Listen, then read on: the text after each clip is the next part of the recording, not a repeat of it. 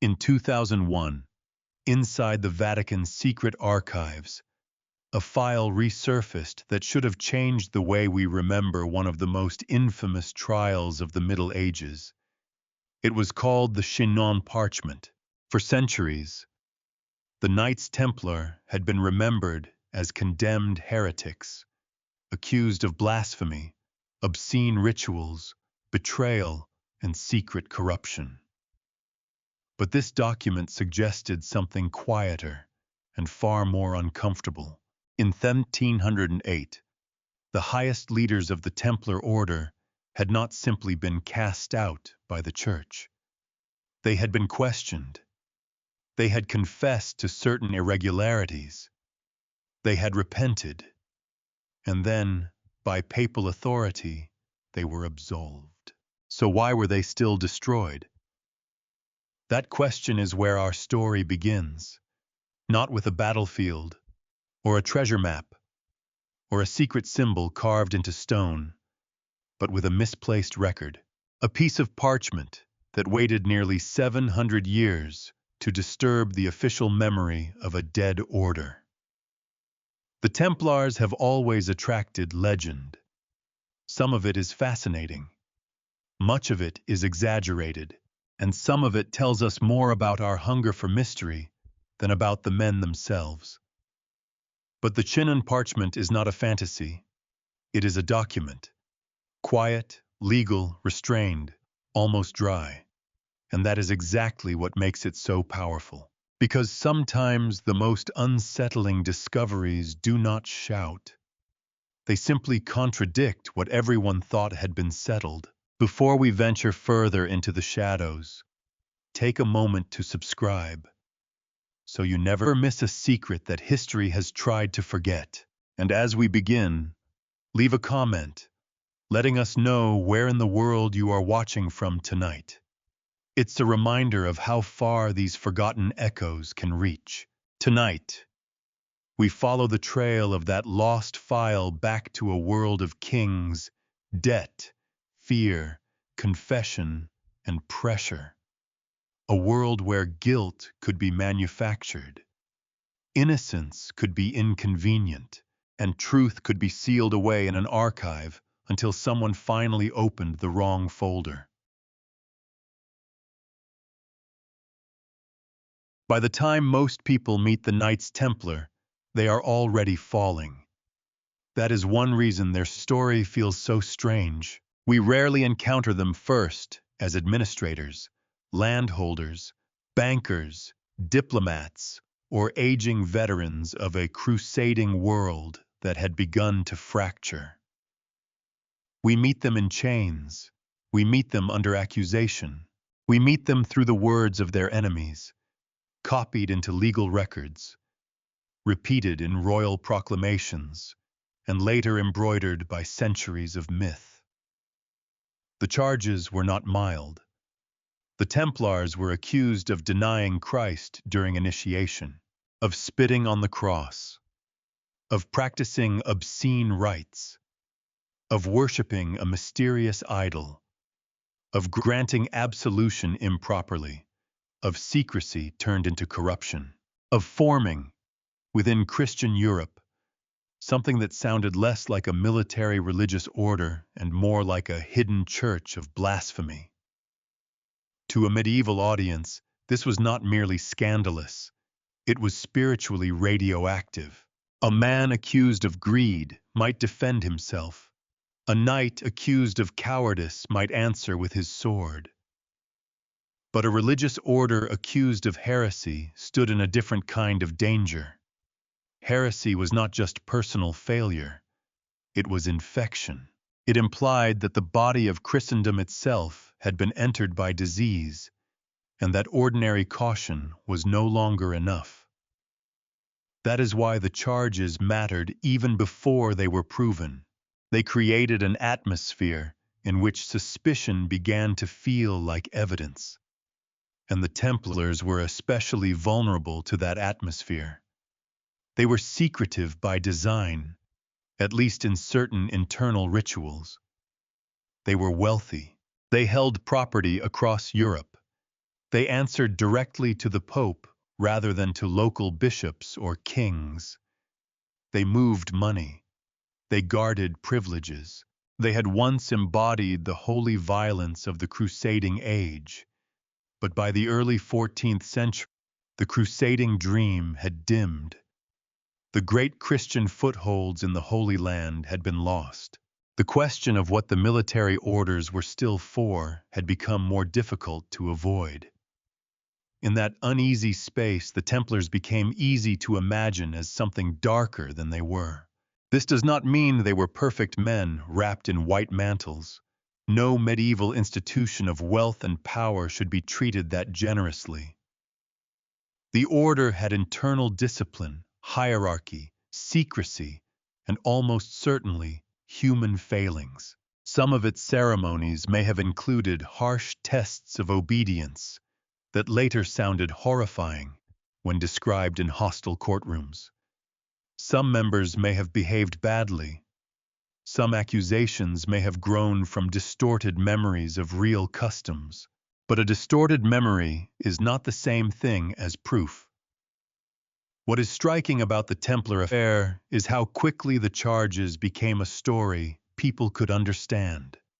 A secretive order, strange ceremonies, hidden wealth, powerful protectors, foreign wars, lost holy places, men who handled money and claimed spiritual purpose. It almost wrote itself. And that is dangerous. Because when a story already feels believable, evidence can become a formality. The image that formed around the Templars was not simply that they had sinned. Many people sinned. The image was that they had been false from the inside. That beneath the cross on their mantles, beneath their vows, beneath the language of sacrifice, there had been a second loyalty. That idea had enormous power. It turned a legal case into a moral drama. It gave the public a villain grand enough to explain disappointment, debt, failed crusades, and political frustration. It allowed enemies of the order to speak as if they were not attacking a powerful institution, but uncovering a hidden rot that had been there all along. The problem is that the Chinon Parchment complicates this entire picture, not by proving that every Templar was innocent of every wrongdoing. That would be too simple, and history rarely gives us clean gifts like that. The parchment does something more precise.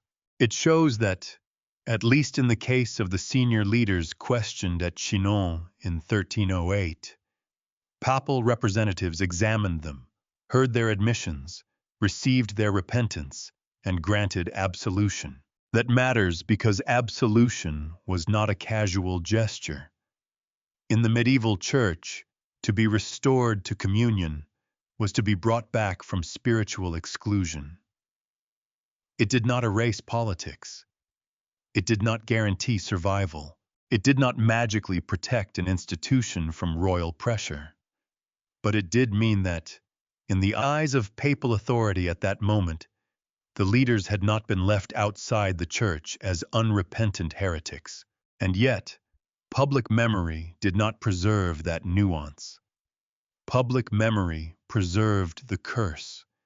It remembered the Templars as men swallowed by their own secret sins.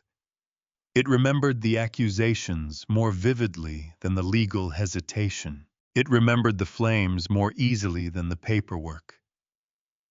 That is understandable. Fire is easier to dramatize than absolution. A public arrest is easier to remember than a restricted inquiry. A heretical conspiracy is more exciting than a complicated struggle between a king, a pope, and an inconveniently powerful order. But if we want to understand the fall of the Templars, we have to resist the version that became too satisfying. The real story is not simply, were they guilty or innocent? The deeper question is how a set of accusations, some possibly rooted in internal practices, some possibly exaggerated, and some perhaps invented under pressure, became strong enough to destroy one of the most famous religious military orders in Europe? And to answer that, we have to look beyond the men in white mantles. We have to look at the king who needed them ruined. To understand why the Templars fell so violently, we have to spend less time staring at their symbols and more time looking at a royal ledger. That may sound less romantic. It is. But it is also closer to the machinery of the story. King Philip IV of France was not a man who liked limits. Later remembered as Philip the Fair, a nickname referring more to appearance than temperament, he ruled with a cold sense of royal purpose. His France was becoming more centralized, more administrative, more demanding. The king needed money for war, government, prestige, and control. And in the medieval world, needing money was never just an accounting problem. It was a political condition. It shaped enemies. It shaped laws. It shaped who suddenly became dangerous. Philip had already shown a willingness to move aggressively against groups that could be framed as useful targets. The Jews of France had been expelled in 1306, their property seized. The Italian bankers, known as Lombards, had also faced royal pressure. These episodes do not prove that the Templar prosecution was only about money, but they do reveal a pattern. When Philip's crown was under strain, vulnerable or resented groups could become instruments of royal survival. The Templars were not vulnerable in the ordinary sense. They were protected by papal privilege. They owned estates. They had a proud military past. They occupied a unique place in Christian imagination. But that kind of power can become its own vulnerability when the political weather changes. They were also creditors. Philip owed them money, and perhaps even more importantly, he resented what they represented, an international religious order operating inside his kingdom, wealthy and privileged, but not fully under his control. The Templars were not simply rich monks with swords. They were part of a wider papal world, a network of property and authority that crossed borders. For a king trying to make France answer more directly to the crown, that was a problem wearing a white mantle. There was another wound beneath all of this: Philip's long struggle with the papacy. Only a few years earlier, his conflict with Pope Boniface VIII had shaken the prestige of the Church. Philip had resisted papal claims that spiritual authority could discipline royal power. His agents had been involved in the dramatic confrontation at Anagni in 1303, where Boniface was seized and humiliated. The Pope died soon after. The episode did not make Philip look like a humble son of the Church. It made him look like a king prepared to drag sacred authority into the mud if it stood in his way. By the time Clement V became pope, the relationship between throne and altar was already strained, bruised, and deeply political. Clement was French. He never established himself in Rome. His papacy would become associated with the movement toward Avignon, where later popes lived under the long shadow of French influence. It would be too crude to say Clement was simply Philip's puppet. History is rarely improved by turning cautious men into cardboard villains. But Clement was operating in a world where the French crown was powerful, relentless, and close enough to make pressure feel less like diplomacy and more like weather.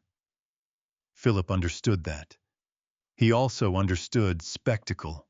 A quiet investigation into Templar finances would not have been enough. A dispute over jurisdiction would have been too narrow. To break the order, the accusation had to strike at its sacred identity. It had to make the Templars untouchable, not because they were too powerful, but because they were polluted. Heresy did that. Once the charge entered the air, ordinary political motives could dress themselves in religious necessity. A king pursuing money could sound like a defender of the faith. A conflict over authority could become a rescue mission for Christendom. The seizure of assets could be presented not as opportunism, but as purification. This is one of the most important things to understand about the Templar affair. Politics did not need to replace religion. It could use religion. Medieval rulers and churchmen did not live in a secular world where belief was merely decorative. They took spiritual danger seriously. Heresy frightened people. Oaths mattered. The salvation of souls mattered. But sincere religious fear could exist alongside ambition, debt, resentment, and calculation. A prosecution can be both ideological and useful. That mixture is often more dangerous than simple fraud, because everyone involved can tell themselves they are serving a higher cause. Philip's genius, if we can use that word for something so ruthless, was to make the Templars appear guilty before they had truly been judged. He did not begin by asking the Pope to slowly examine a difficult institution. He moved like a man creating a fact on the ground. The arrests came first. The shock came first. The confessions, extracted under conditions we will have to examine carefully, came after. By the time papal authority tried to regain control, the public imagination had already been fed a story of corruption so severe that hesitation could look like weakness. The king needed more than money. He needed moral control over the narrative. And the Templars gave him the perfect target, because they stood at the meeting point of several anxieties. They were wealthy in an age of royal debt. They were secretive in an age terrified of hidden heresy. They were military monks after the loss of the Holy Land. They were papal servants inside a kingdom whose ruler wanted obedience. They were famous enough to make their fall spectacular, but isolated enough that few would risk themselves defending them once the word heresy had been attached. That word changed everything. It transformed questions into suspicions, suspicions into charges, and charges into a public curse. It meant that even silence could be interpreted badly. If the Templars denied the accusations, perhaps they were lying. If they confessed, the case was proven. If they confessed under torture and later withdrew, perhaps they were trying to escape judgment. The structure of accusation began to close around them before the evidence could breathe. This is why the financial explanation, though essential, is not enough by itself. A king may desire wealth, but desire alone does not dissolve an order protected by the Church. He needs language powerful enough to make destruction appear necessary. Philip found that language in heresy. He found it in the fear that a sacred institution had become secretly inverted. And once that fear was released, it proved very hard to contain. The Templars were about to discover that their real enemy was not rumor alone, or debt alone, or even royal anger alone. It was coordination. Because on a Friday morning in October 1307, suspicion became an operation.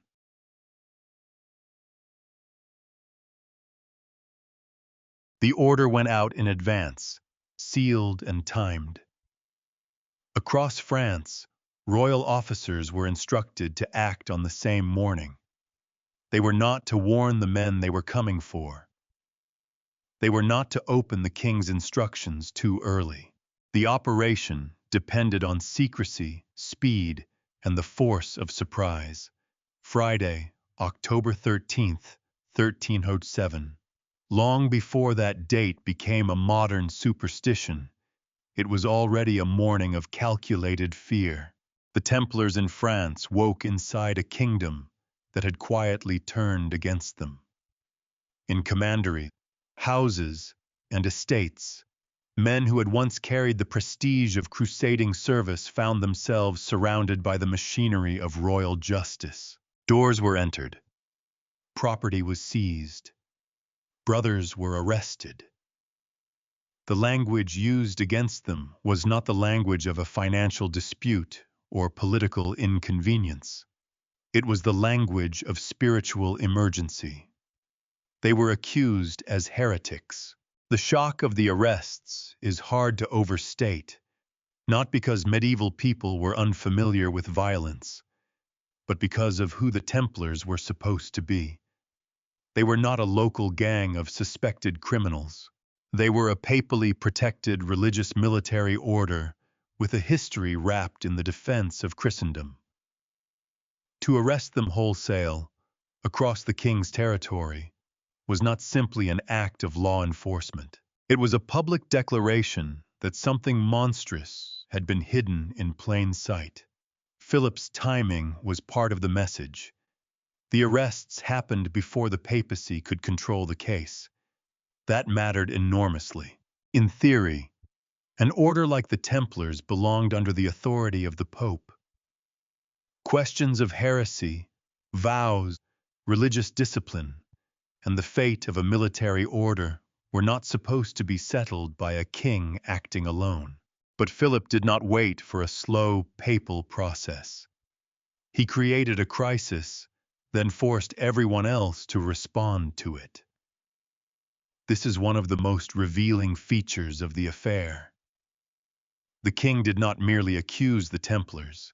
He staged the accusation in a way that made hesitation costly. Once the arrests had happened, once confessions began to appear, once rumors spread, Clement V was no longer facing an abstract question.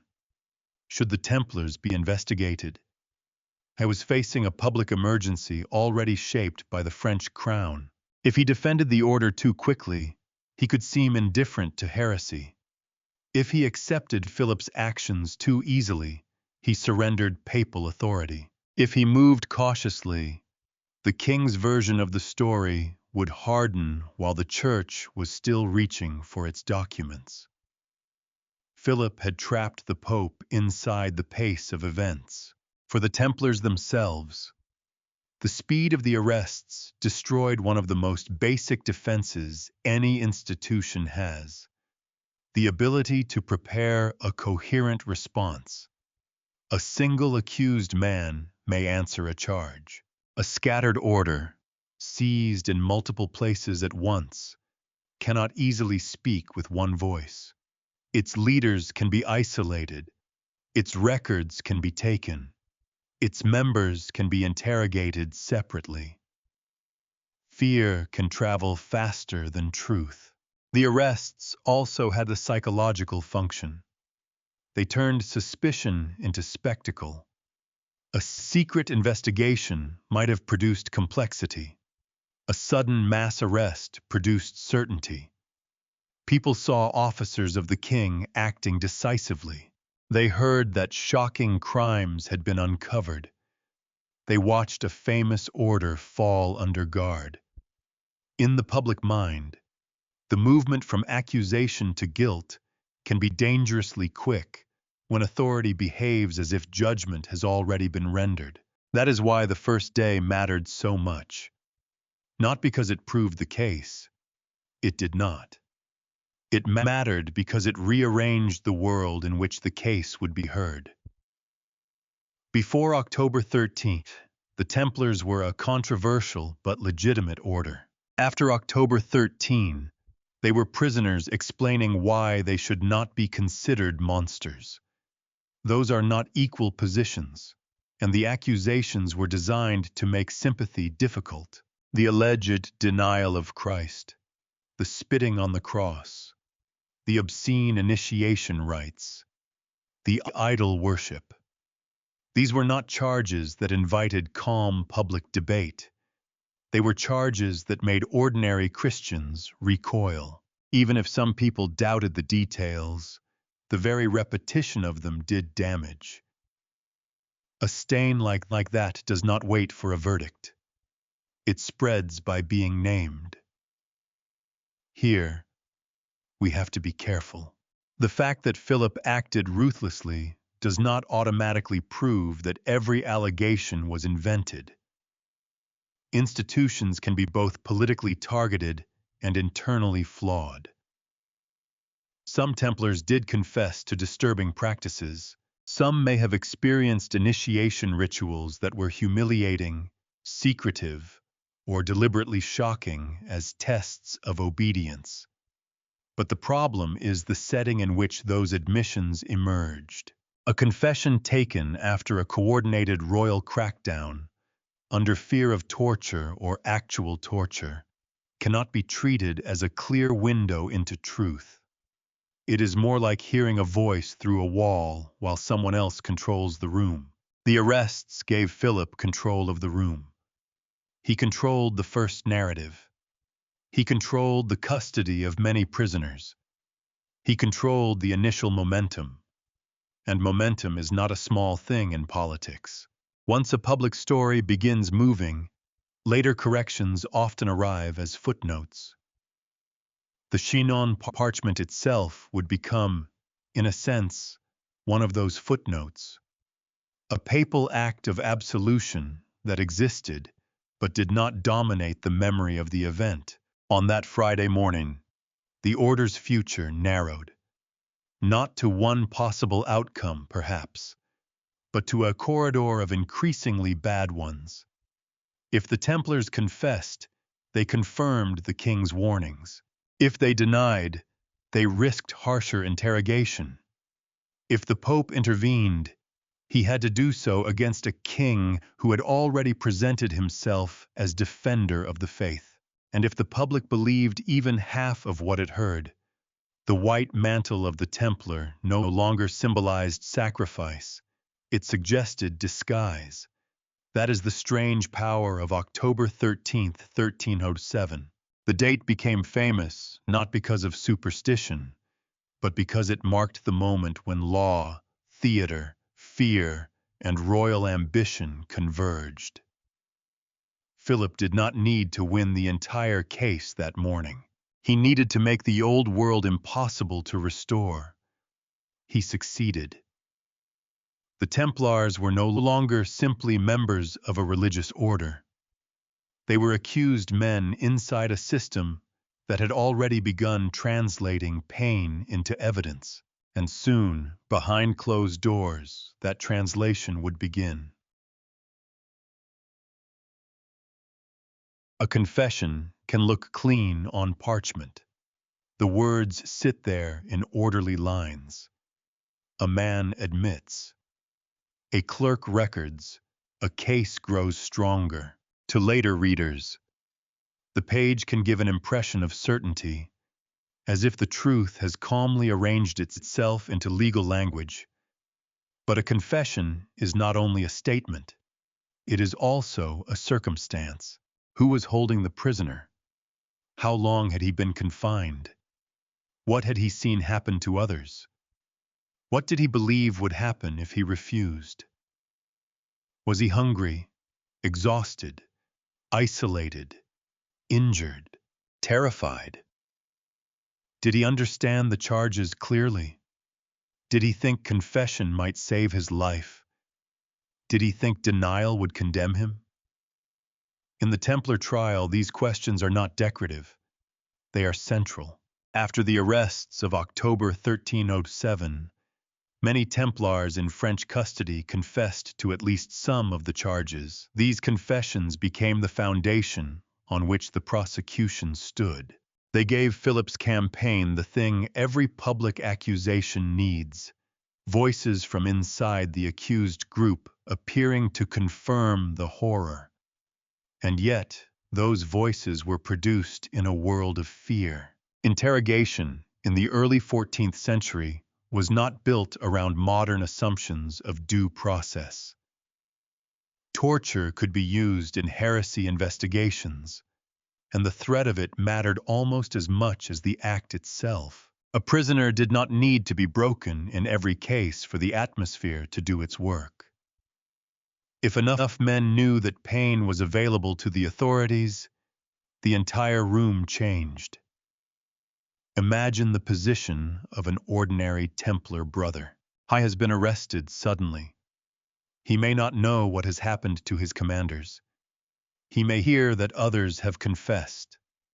He is told the charges are grave, not theft, not negligence, but offenses against Christ. He is facing officials who already seem to possess the king's confidence. He may believe that a limited admission, a carefully shaped confession, could be the way out of the worst danger. He may also believe, with good reason, that heroic silence will not be rewarded. This is where the record becomes both valuable and treacherous. The confessions cannot simply be thrown away because they are part of what happened. They show what the authorities asked, what they wanted confirmed, and how some Templars described their own initiation experiences under pressure. But they also cannot be read as if they were private diaries written in peace. They are legal artifacts produced inside coercive conditions. That distinction changes the entire moral temperature of the case. Some Templars confessed to denying Christ or spitting near the cross during initiation. In certain versions, these acts were described not as deeply held heretical beliefs, but as commands given during a ritual of obedience. This matters. A humiliating or shocking test, if it existed in some form, would still be disturbing for a religious order. It would suggest a culture of secrecy and control that could be abused, but it would not necessarily prove that the order was institutionally devoted to heresy. The difference between a corrupted ritual and a secret anti-Christian religion is enormous. Philip's prosecution benefited from collapsing that difference. A frightened man saying he had been ordered to perform a shameful gesture could be turned into evidence that the entire order denied Christ. An initiation custom, perhaps remembered inconsistently, perhaps exaggerated, perhaps imposed in some houses and not others, could be inflated into a universal doctrine. The legal process did not always separate what a man did, what he believed, what he was ordered to do, and what he said under fear. In that confusion, guilt became easier to manufacture. Not necessarily from nothing. That is important. The most persuasive prosecutions are often not pure inventions. They take fragments, rumors, half-truths, isolated abuses, embarrassing customs, and human weakness, then arrange them into a pattern that looks inevitable. Once arranged, the pattern becomes difficult to challenge. Every denial seems evasive. Every inconsistency becomes proof of secrecy. Every retraction can be explained away as fear of punishment or loyalty to the order, but the retractions are revealing. A number of Templars later withdrew earlier confessions, especially when they appeared before church authorities rather than royal interrogators. Some insisted they had lied because of torture or fear. Others tried to defend the order's orthodoxy, while admitting that certain rituals may have been improper. The result is not a simple chorus of innocence. It is messier than that. And the mess is precisely why the case should trouble us. People under extreme pressure do not produce neat historical truth. They produce survival language. A man might confess to something he did not do. He might minimize something he did do. He might repeat words suggested to him. He might admit to a lesser charge, hoping to avoid a greater one. He might later retract honestly, or retract out of loyalty, or retract because the danger had shifted. Every statement has to be weighed against the conditions that shaped it.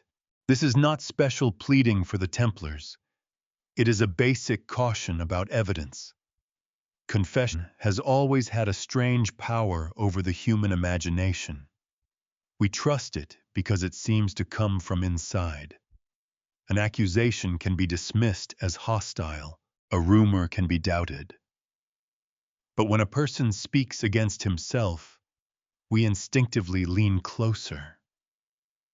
Surely, we think, no one would admit such things unless there were truth behind them.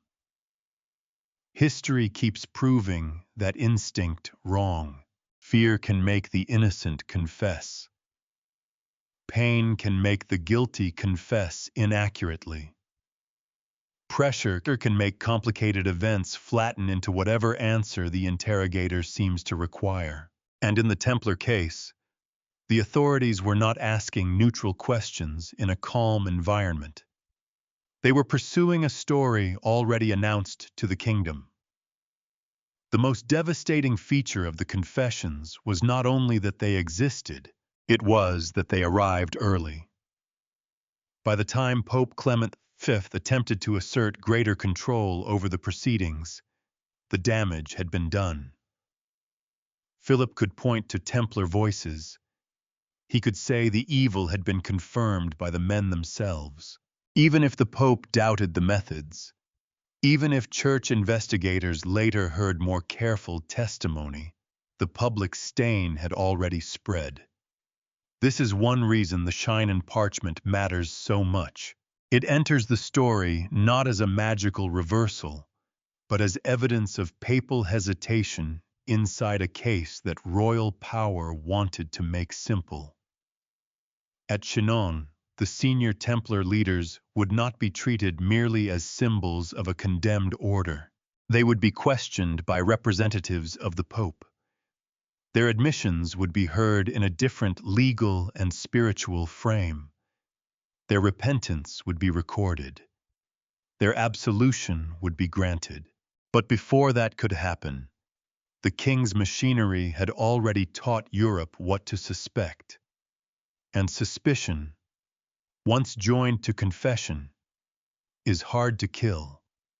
The tragedy of the Templar trial is not only that men may have lied under torture, it is that the legal system could turn those frightened words into the architecture of destruction. A confession, once written down, could outlive the screams that produced it.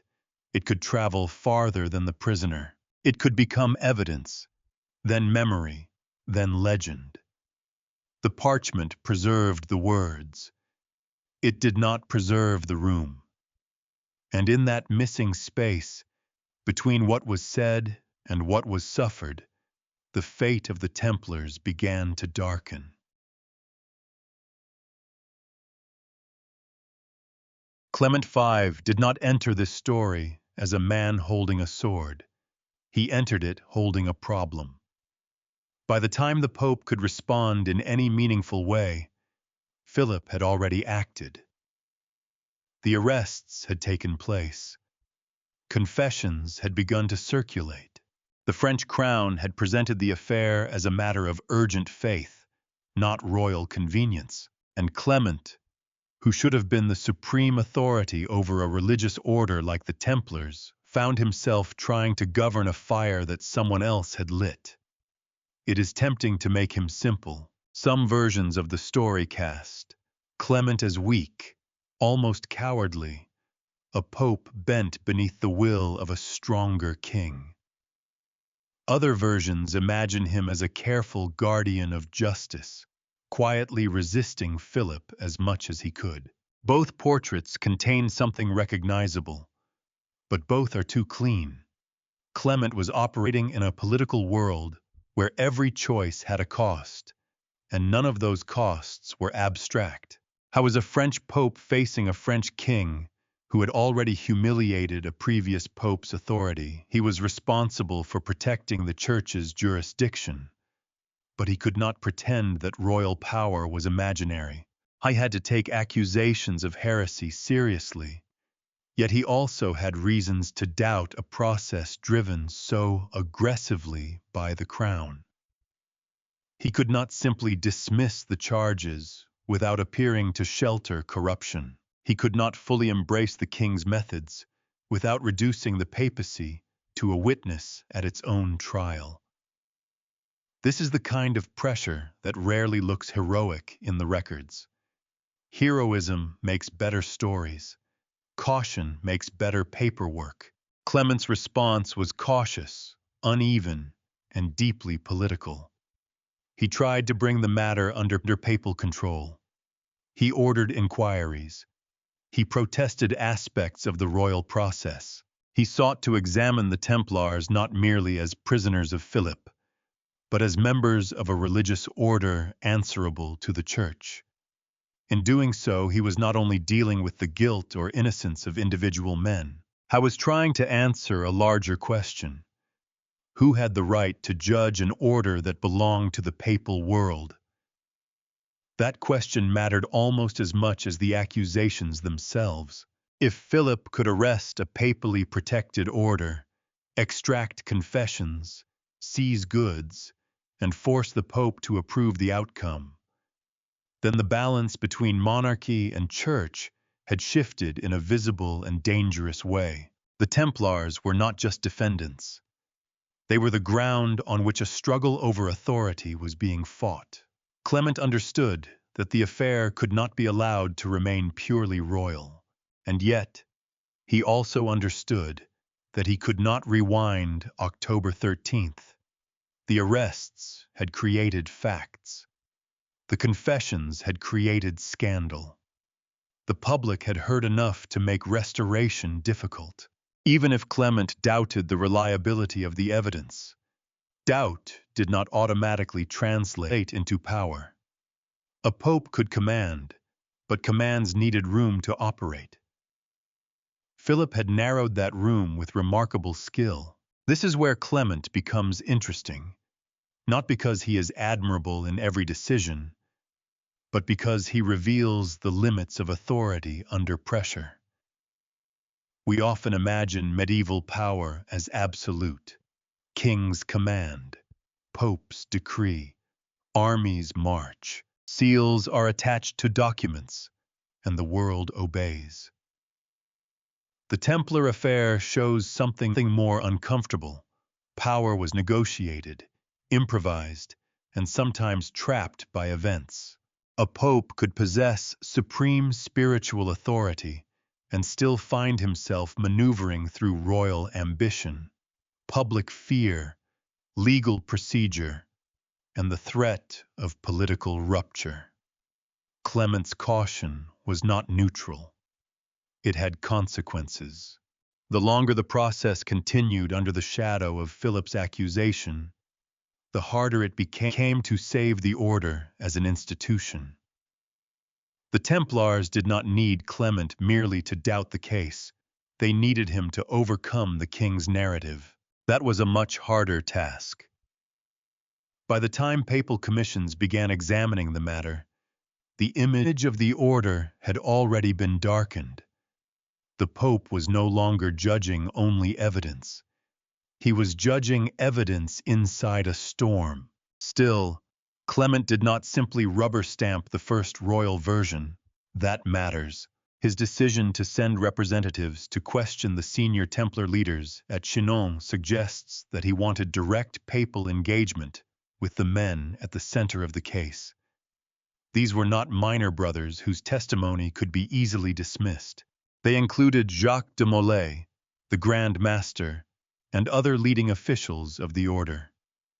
If the highest Templars were guilty of formal, stubborn heresy, then the case against the order gained enormous force. If they repented and were restored to communion, then the situation became legally and morally more complicated. The Church did not treat absolution lightly. In a modern telling, it is easy to rush past the sacramental and legal meaning of what Clement's representatives did. But in that world, to be absolved after confession and repentance was not a meaningless courtesy. It indicated that the leaders were not being left as unrepentant enemies of the faith. Their spiritual status, at least in that moment and under that papal authority, was changed. This is not the same as saying Clement declared the entire order innocent. He did not. Nor does it mean he had the freedom, courage, or political capacity to restore the Templars to their former place. I was trying to manage several realities at once. Possible internal abuses, unreliable confessions, royal pressure, public scandal, and the Church's own need to preserve authority. The result was not a clean acquittal, but a layered and uneasy process. That uneasiness is exactly why the Chinon Parchment feels so significant. It shows Clement's papacy doing something more subtle than either condemning or defending the Templars as legend would prefer. It shows an attempt to distinguish between sin and heresy, between confession and obstinacy, between individual leaders and an entire institution. Those distinctions may seem narrow, but in a trial like this, they are everything. Because Philip's case worked best when distinctions disappeared.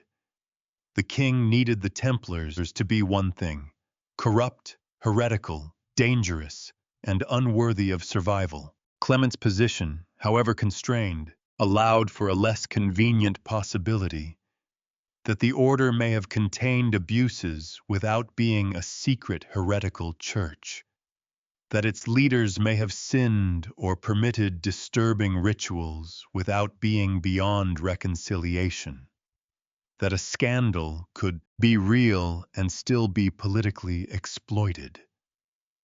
That is a difficult argument to make in any age.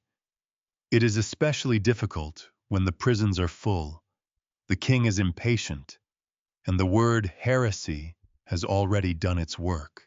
So Clement moved between throne and altar, not as a master of events, but as a man trying to keep the church from being dragged entirely behind the king's chariot. He delayed, he investigated, he compromised.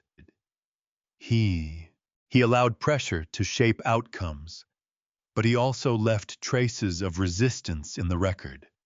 One of those traces would be written at Chinon, and there, inside the walls of a royal fortress, the story becomes smaller, closer, and more human. Not an order, not a kingdom, not a myth, but a handful of exhausted prisoners facing 3 cardinals who had come to ask what could still be saved of their souls. Chinon Castle was not a place designed for comfort.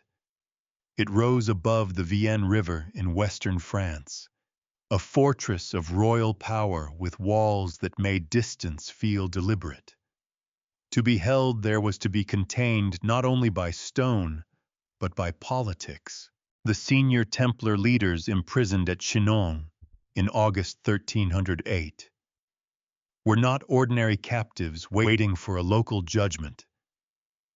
They were the living center of a crisis that had spread across Europe. Among them was Jacques de Molay, the Grand Master of the Order. By then, he was not the image later legend would prefer: defiant, prophetic, almost carved out of fire. I was an aging prisoner under immense pressure, caught between the shame of confession, the survival of his brothers, and the authority of a pope who had not yet fully abandoned the case.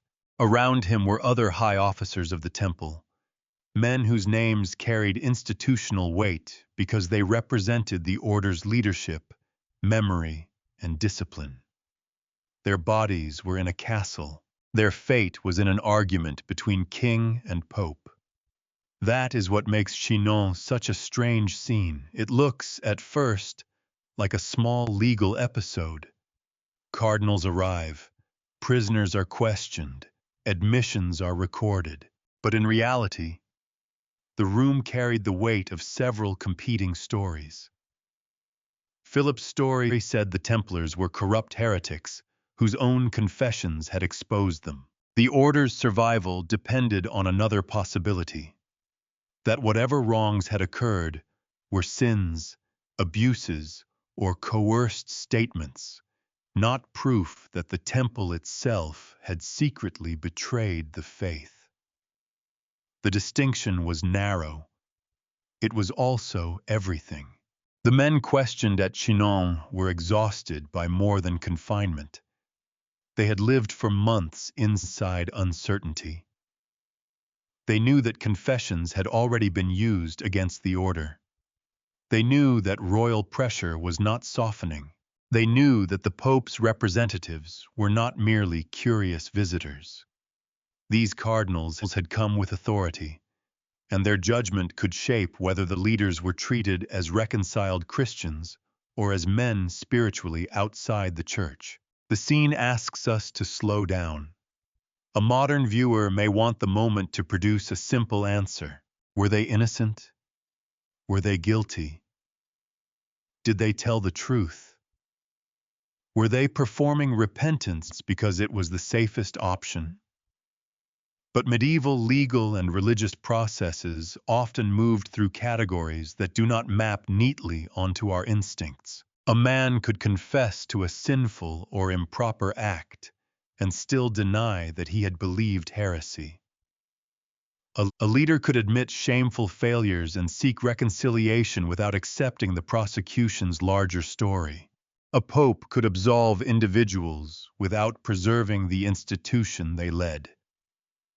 Chinon sits in the uncomfortable space between those possibilities. The senior Templars reportedly acknowledged certain acts connected to the accusations. They expressed repentance.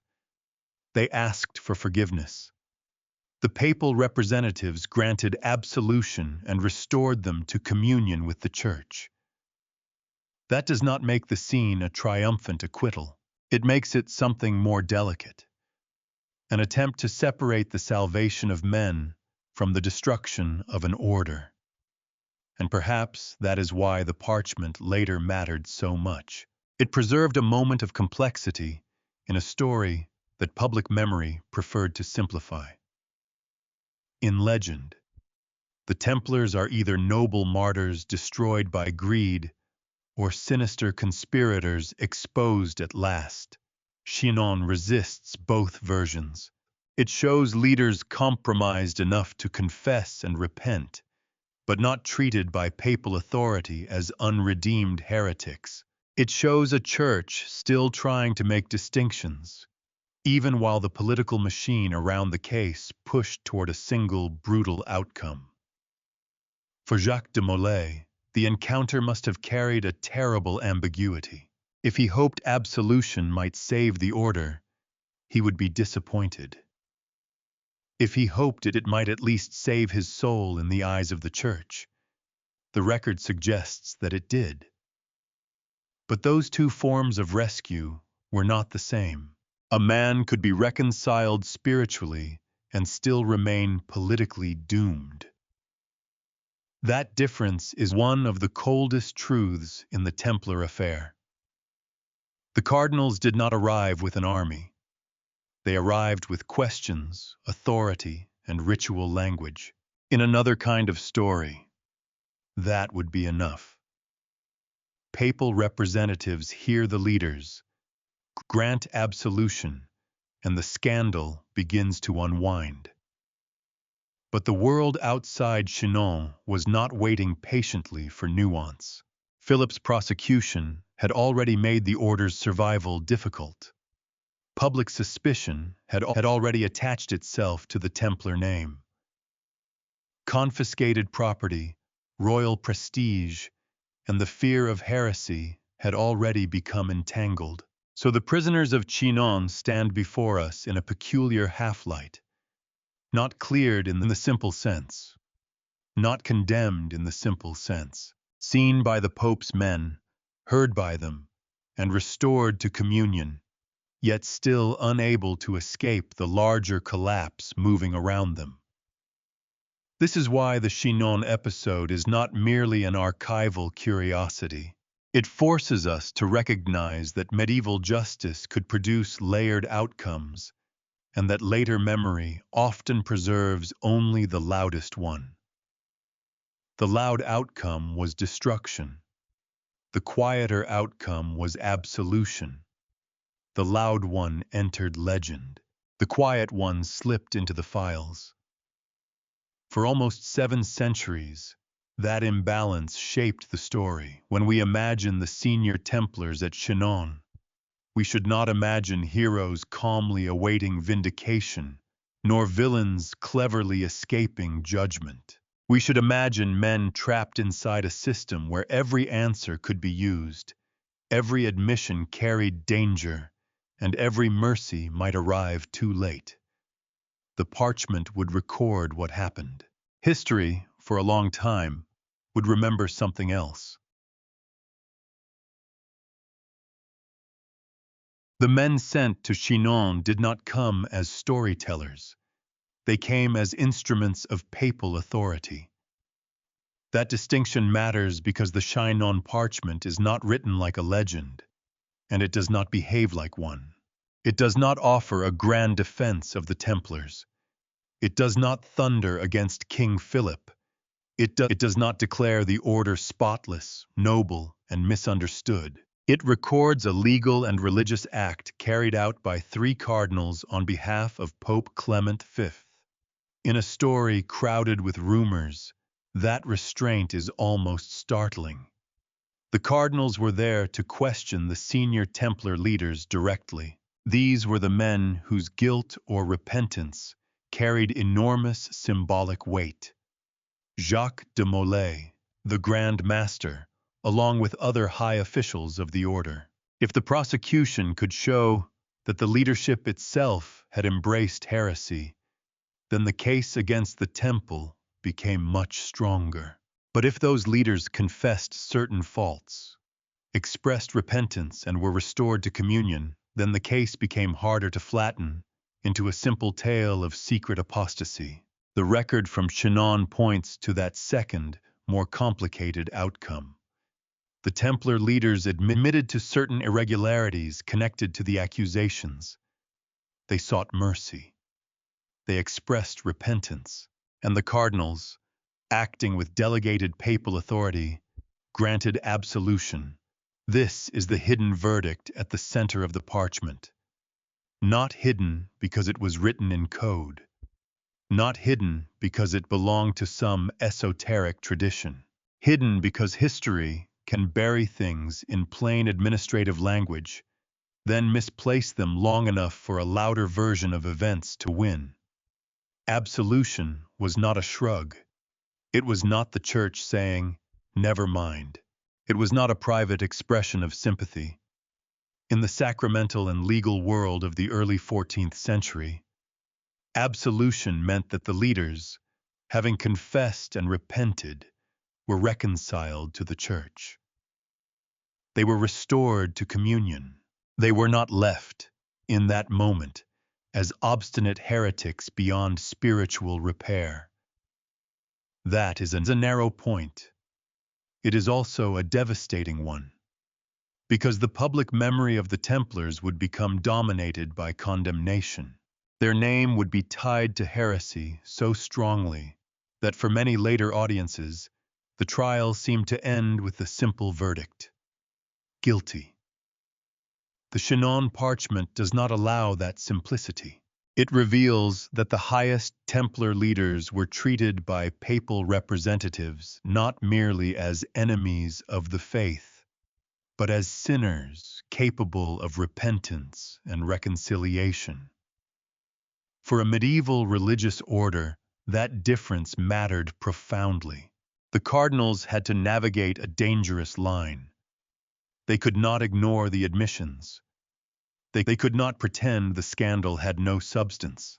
They could not erase the fact that several Templar practices, as described in testimony, appeared deeply troubling. But they also had to distinguish between a sinful act performed under command, a shameful initiation custom, a coerced confession, and a settled belief in heresy. Modern readers often underestimate how important those distinctions were. A man who denied Christ under pressure during an initiation ritual had committed something grave if the act truly occurred. But had he inwardly rejected the faith? Had the order taught him to worship something else? Was this a doctrine, a test, a corruption, a local abuse, a memory reshaped by interrogation, or a confession molded by fear? Those are not evasions. They are the actual questions on which the meaning of the case depends. Philip's prosecution had little interest in leaving them open. The king's case became stronger when all disturbing details pointed in one direction. Every odd ritual became heresy. Every secret became conspiracy. Every confession became proof of institutional rot. The papal inquiry at Chinon introduced a more careful logic, one that did not necessarily save the order, but did prevent the record from becoming entirely royal. The three cardinals, in that sense, were not merely interviewing prisoners. They were trying to recover jurisdiction. They were reminding the world, or perhaps only the parchment, that the fate of Templar souls did not belong exclusively to the French crown. A king could arrest. A king could accuse. A king could seize and pressure and shout. But absolution belonged to the church. That may sound like a technical matter.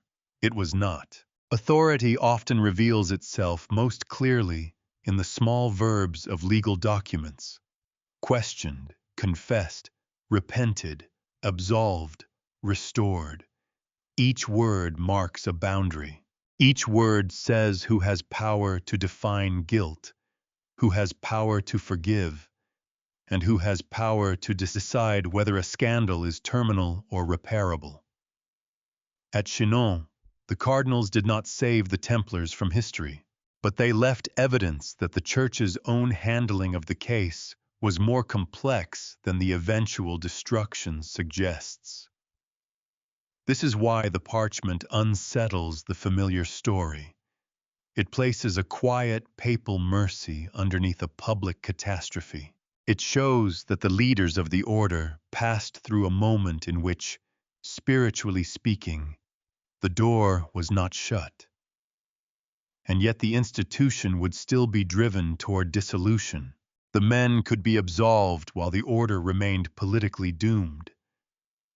That contradiction is the heart of the mystery. Not because it proves a secret conspiracy in the modern sense, with hidden bloodlines and underground brotherhoods. Those stories came later, feeding on the empty spaces left behind. The real mystery is colder and more human.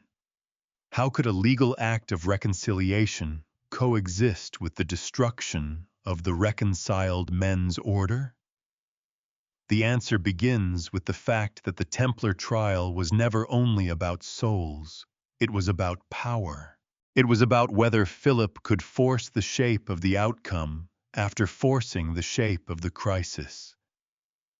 It was about whether Clement could preserve enough papal authority without directly breaking with the French crown. It was about whether an institution already ruined in reputation could survive even if its leaders were not treated as irredeemable heretics.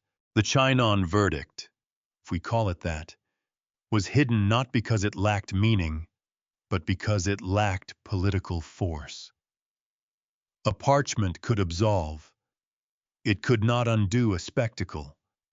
It could not return seized property.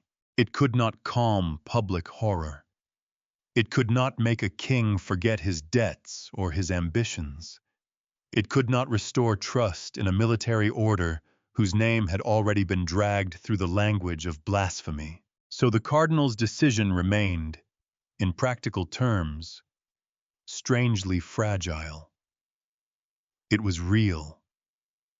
It mattered. It was written down. And still, it was not enough. That is perhaps the most disturbing lesson of Chinon. We like to imagine that a discovered truth naturally corrects a false story. But history does not always move that cleanly. Sometimes a document can preserve the truth and lose the argument. Sometimes the official record can contain mercy, while public memory remembers only guilt. Sometimes a verdict exists, and still the condemned keep walking toward the end prepared for them. At Chinon, 3 cardinals did what they had been sent to do. They questioned the prisoners. They received their repentance. They restored them to communion. Then the parchment entered the archive, and the larger machinery kept moving.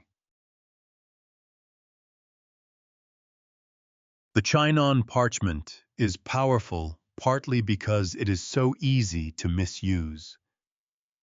A rediscovered Vatican document, the Knights Templar, a lost verdict, a secret hidden for centuries.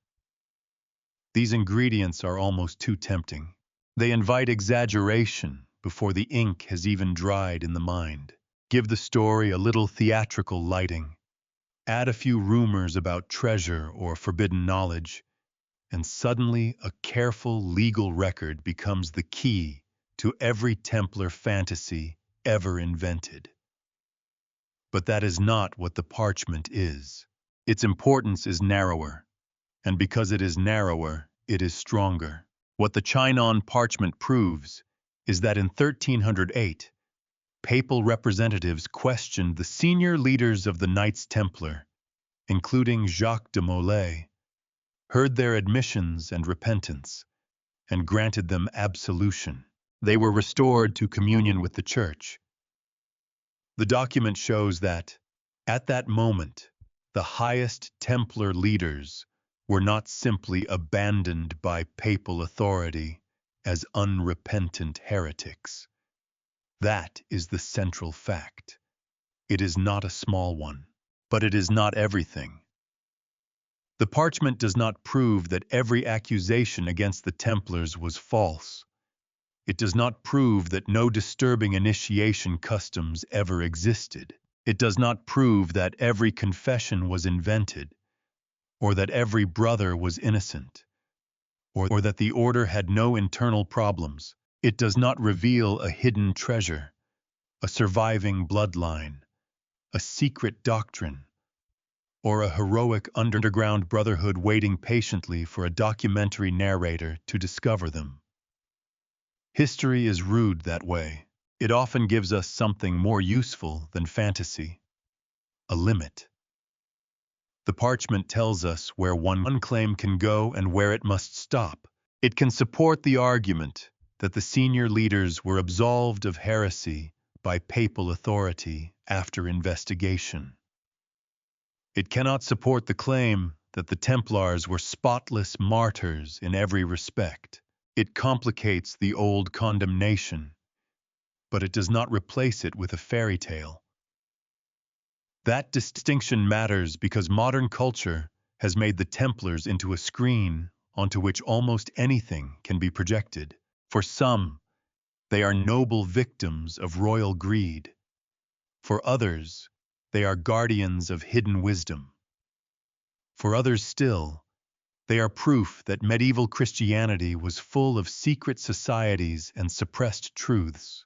The actual historical record is more stubborn, more fragmented, and less eager to entertain us. The Chinon Parchment does not open a door into occult certainty. It opens a door into legal complexity. And legal complexity is exactly what the Templar trial has often been denied. The popular version tends to move in a straight line: accusations, confessions, condemnation, flames. It is memorable because it feels complete, but the parchment interrupts that line. It shows that between confession and destruction, there was a papal act of reconciliation. It shows that Clement Fife's handling of the matter was not identical to Philip's royal prosecution. It shows that the Church's internal process did not simply mirror the king's desired narrative, even if the final institutional outcome would still satisfy much of what Philip wanted. The parchment also forces us to separate two questions that are often blended together. Were individual Templars guilty of some improper acts? And was the order itself institutionally heretical? Those are not the same question. Our religious institution can contain abuse, corruption, superstition, secrecy, or misconduct without being founded on a hidden heretical doctrine. A member can perform a blasphemous gesture under command or pressure without sincerely holding anti-Christian belief.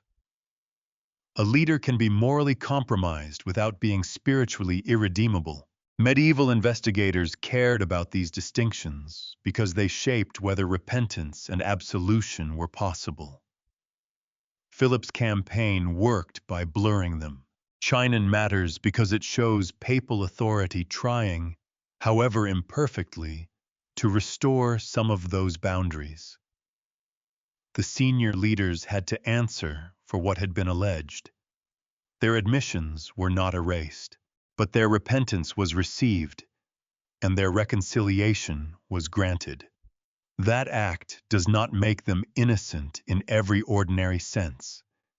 It does show that the Church did not treat them, at Chinon, as beyond forgiveness or outside communion. This is where the language has to be precise. The parchment does not exonerate the Templars in the broad, modern sense that people sometimes want it to. Exoneration suggests a clean clearing of all charges, a courtroom ending with the accused walking out vindicated. Chinon is not that. It is more like a narrow beam of light crossing a ruined room. It reveals something specific, and what it reveals changes the shape of everything around it. The senior leaders were absolved. The order was still endangered. The two facts must be held together, because the tension between them is the real story. If we treat the parchment as proof of total innocence, we flatten the past in one direction. If we ignore it and repeat the old image of condemned heretics, we flatten it in the other. The more honest position is less satisfying, but more revealing.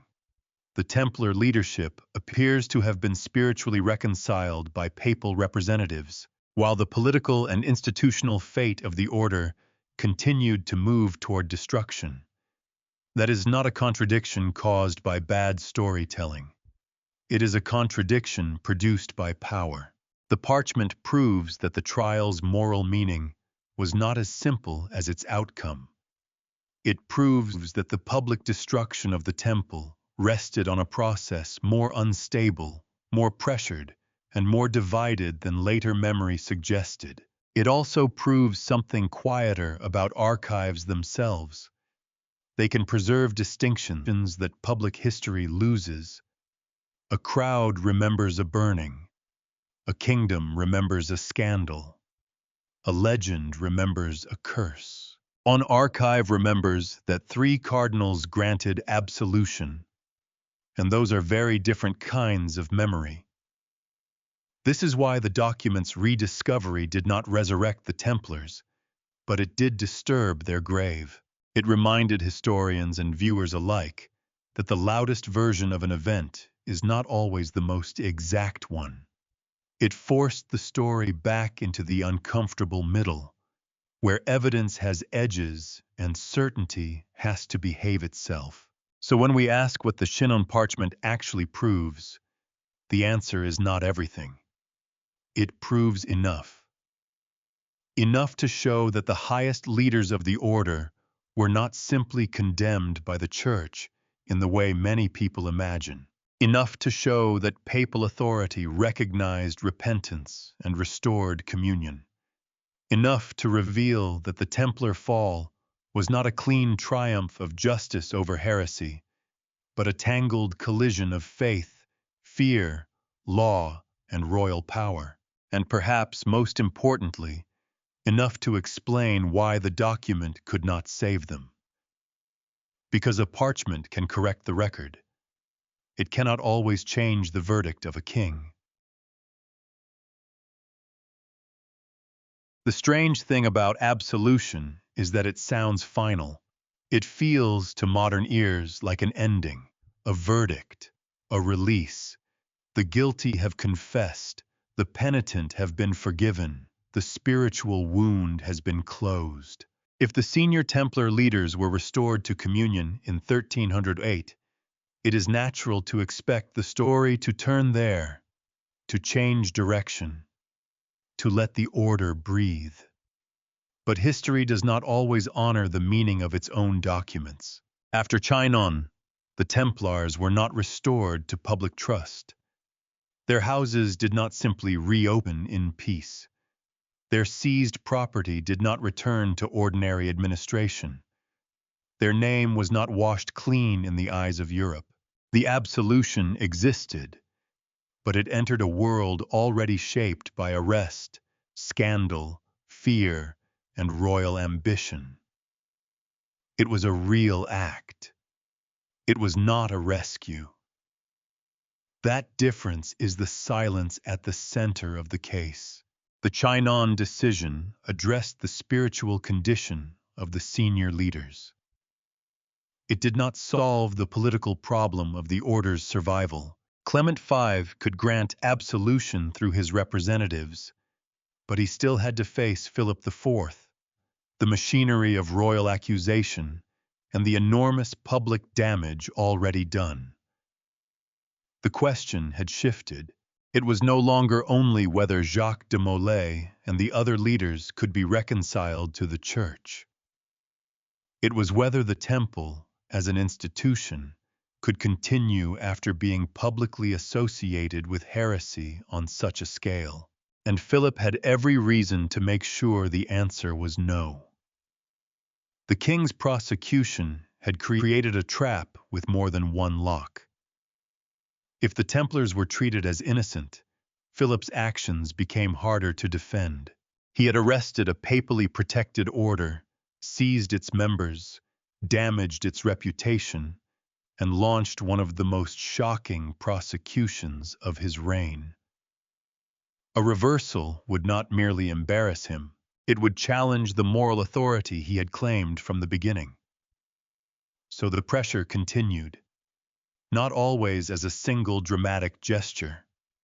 Often, power works through persistence. Meetings, demands, delays, negotiations, public expectations. The threat that refusing the king might create a wider rupture. Philip did not need to disprove the Chinon absolution in order to keep moving toward the destruction of the order. He needed to keep the larger question focused on institutional danger rather than individual reconciliation. That was a much easier battlefield for him, because institutions live by trust. Once trust is damaged badly enough, survival becomes difficult even without a clean conviction. A religious order accused of secret blasphemy cannot simply say, "The legal situation is more complicated than you heard," and expect the world to relax. Complexity is weak medicine against disgust. Suspicion does not politely leave the room because a papal document has made distinctions. The Templars were caught in precisely that imbalance. The evidence against them was unstable, but the suspicion was strong.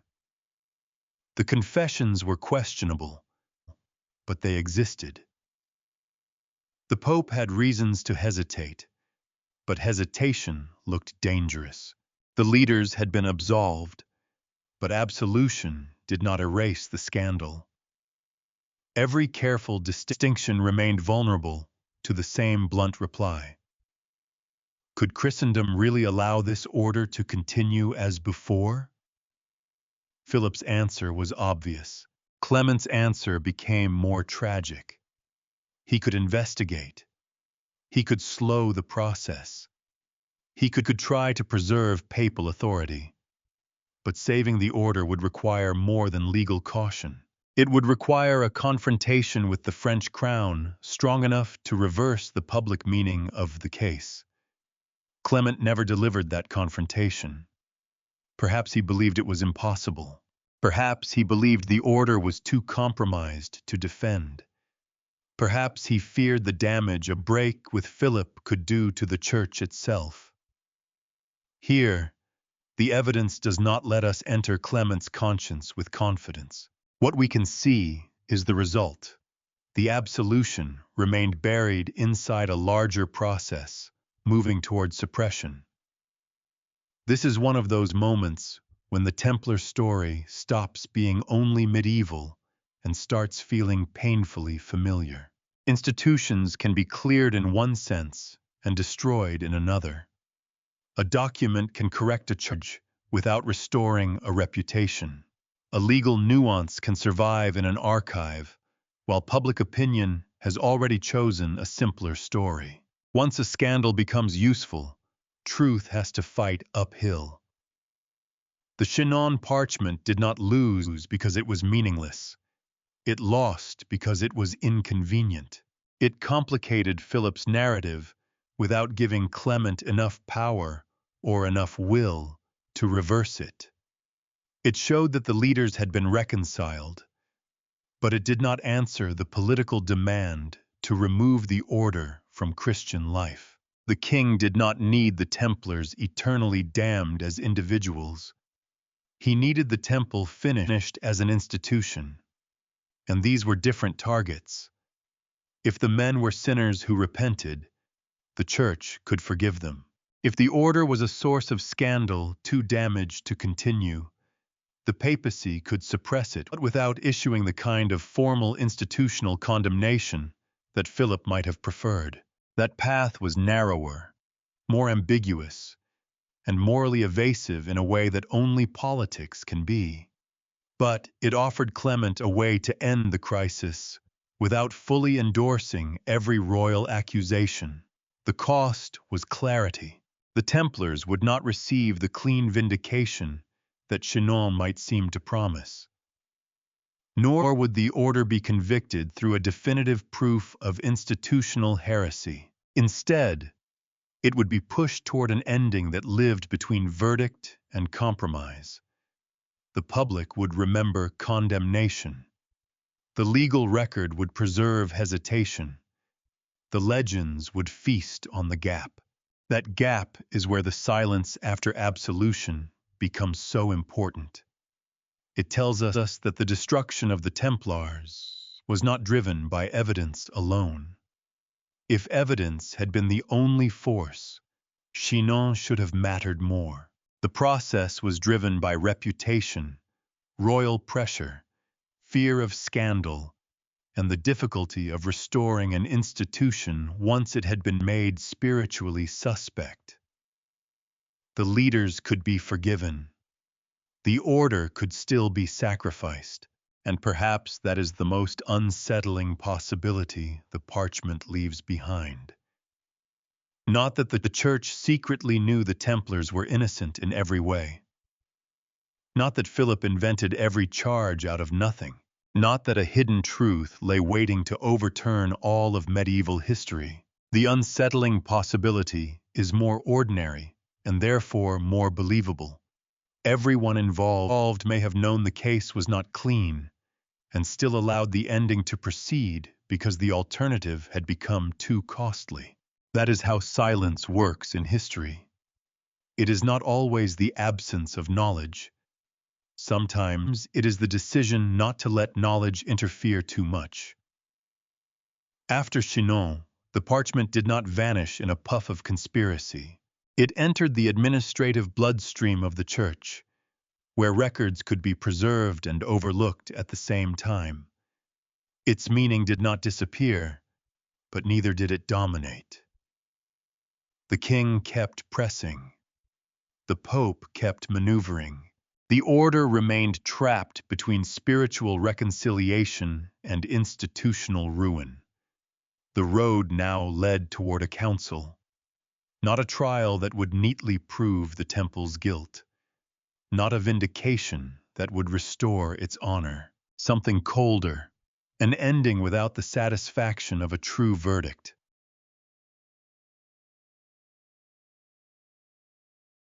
The end of the Templar order did not arrive like a clean sentence spoken by history.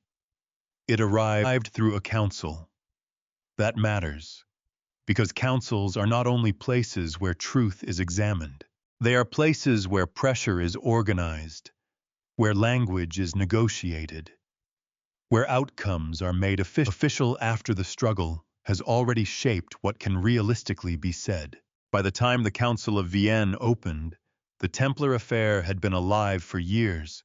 The arrests, the confessions, the retractions, the papal inquiries, the royal demands, the scandal, all of it had hardened into a crisis too large to leave unresolved. Something had to be done with the temple. But what exactly? That was the difficult question. If the order were formally convicted of institutional heresy, the case would have a brutal clarity. The accusations would be sealed into doctrine and judgment. Philip's campaign would receive the kind of complete vindication it had always seemed to seek. But if the order were declared innocent and restored, then the king's entire prosecution would stand exposed as an overreach of astonishing scale. Neither path was easy. One demanded proof strong enough to condemn an entire religious military order. The other demanded courage strong enough to defy a king. The solution that emerged was neither full conviction nor restoration. In 1312, Pope Clement V suppressed the Knights Templar by papal decree. The order was dissolved, not through a definitive finding that it had been proven institutionally heretical, but as a measure shaped by scandal, reputation, and political necessity. It was an ending without the satisfaction of a true verdict. That ambiguity is easy to miss, because the practical outcome was so dramatic. The temple ceased to exist.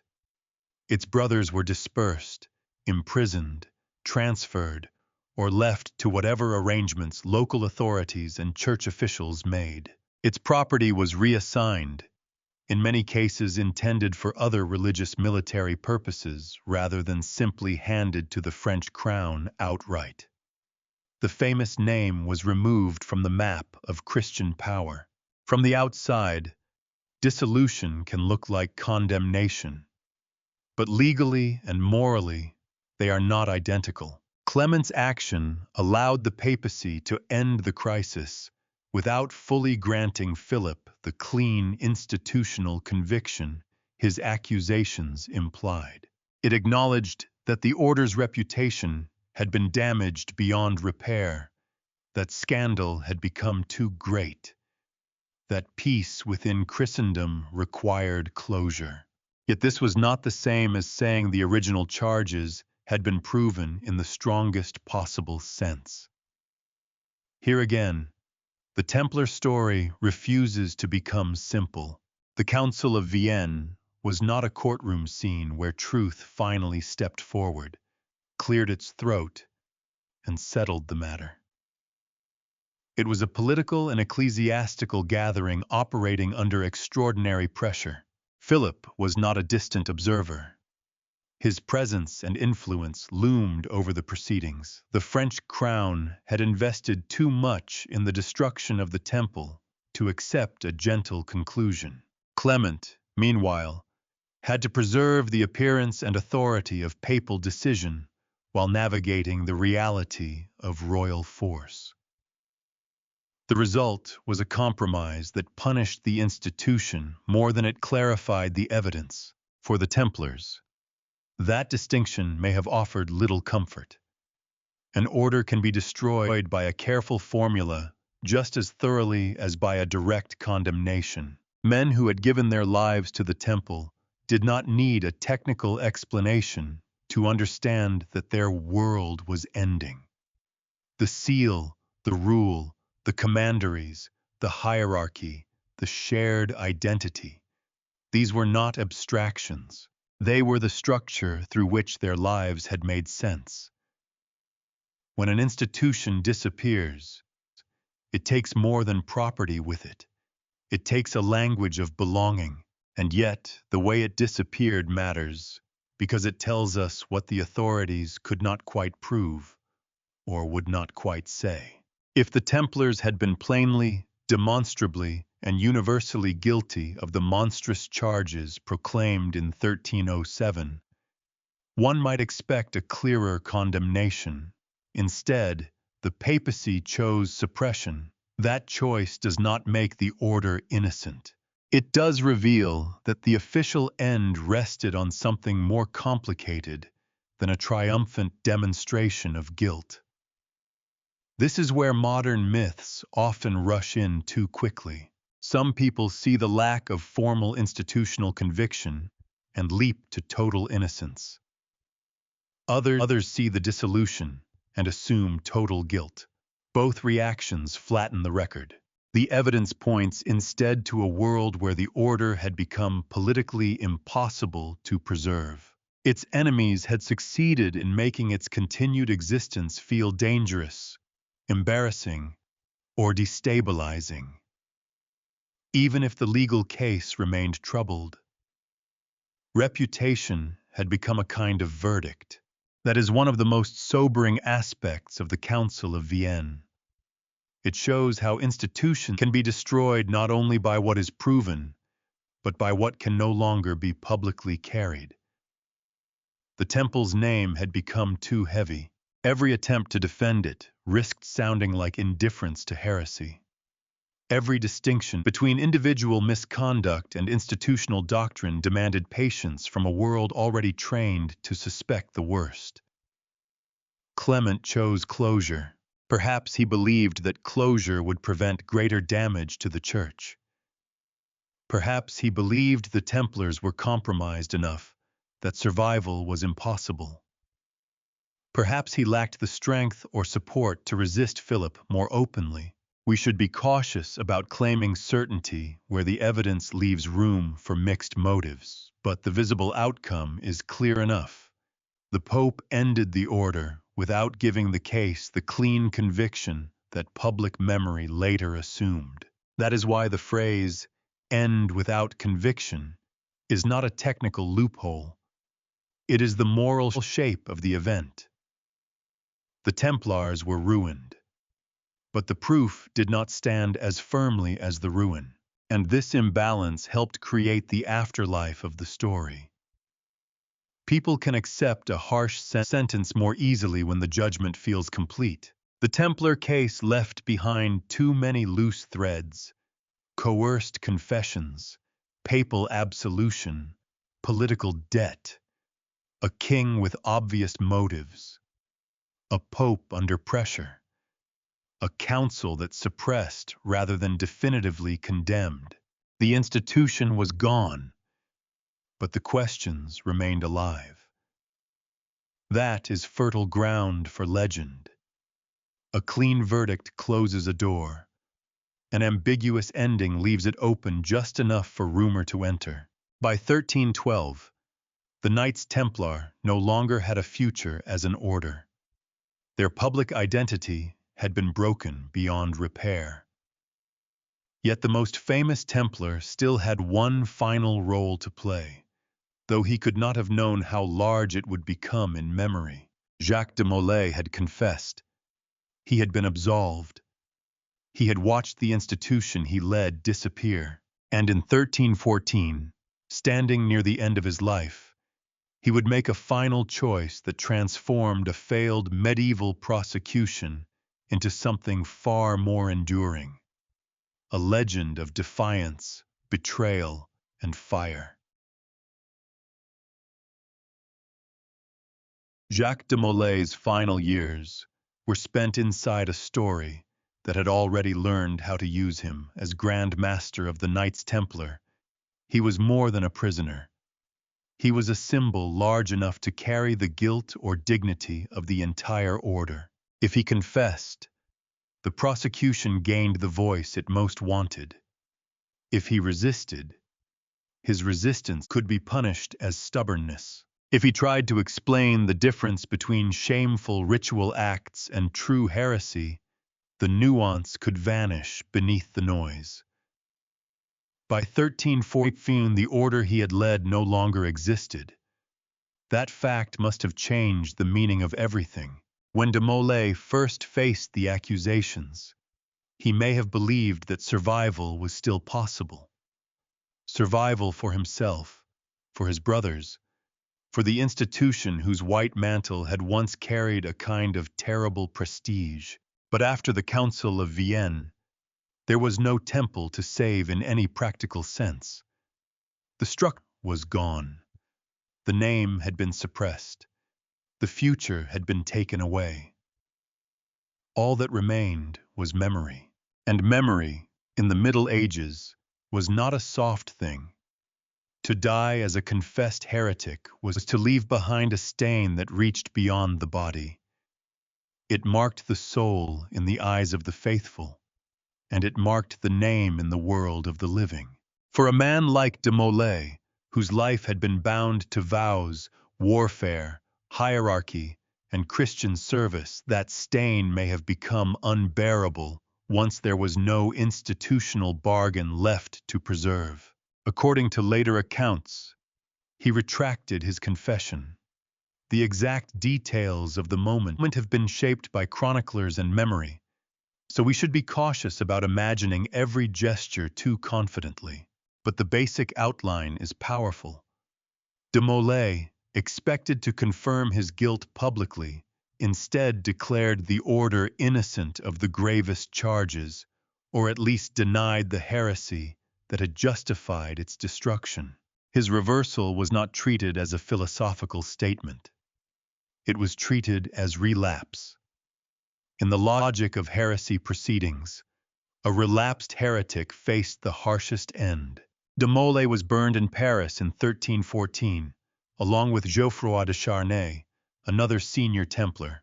The scene later tradition places on a small island in the Seine has become one of the most famous images in Templar history. The old Grand Master in the flames, refusing to let his last public words belong to the prosecution. We should pause over what his defiance can and cannot prove. It does not prove that every Templar was innocent. It does not erase earlier admissions. It does not solve the contradictions of the trial. A man facing death may speak with courage, but courage is not the same as documentary proof. At the same time, his retraction cannot be dismissed as meaningless. It shows that, at the end, de Molay resisted the identity that had been imposed on him. He refused to let the order's final memory be simply that of a heretical brotherhood, exposed and rightly destroyed. That refusal mattered because it gave later generations a human center for the entire tragedy. Large institutions are difficult to mourn. They have property, rules, privileges, enemies, and bureaucracy. But a man dying in public is easier to remember. De Molay's death gave the Templar story a face. It condensed years of legal ambiguity into a single image of final resistance.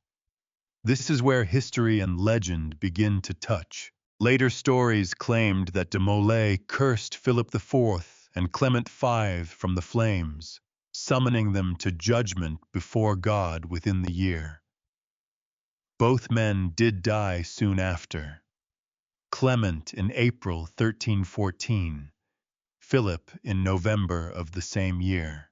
The coincidence was irresistible. Chroniclers and later writers turned it into moral theater. The destroyed Grand Master, the guilty king, the pressured pope, the judgment of heaven. The pattern was too elegant for legend to ignore. But elegance is not evidence. The curse should be treated with caution. It may reflect later interpretation more than a reliable record of what de Molay said.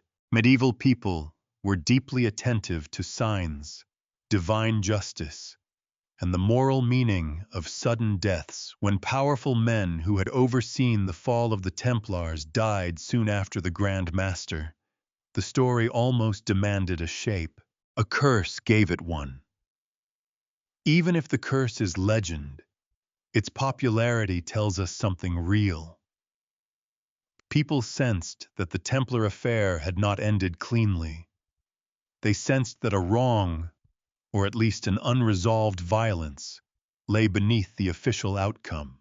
The curse gave emotional form to what the legal record left uncertain.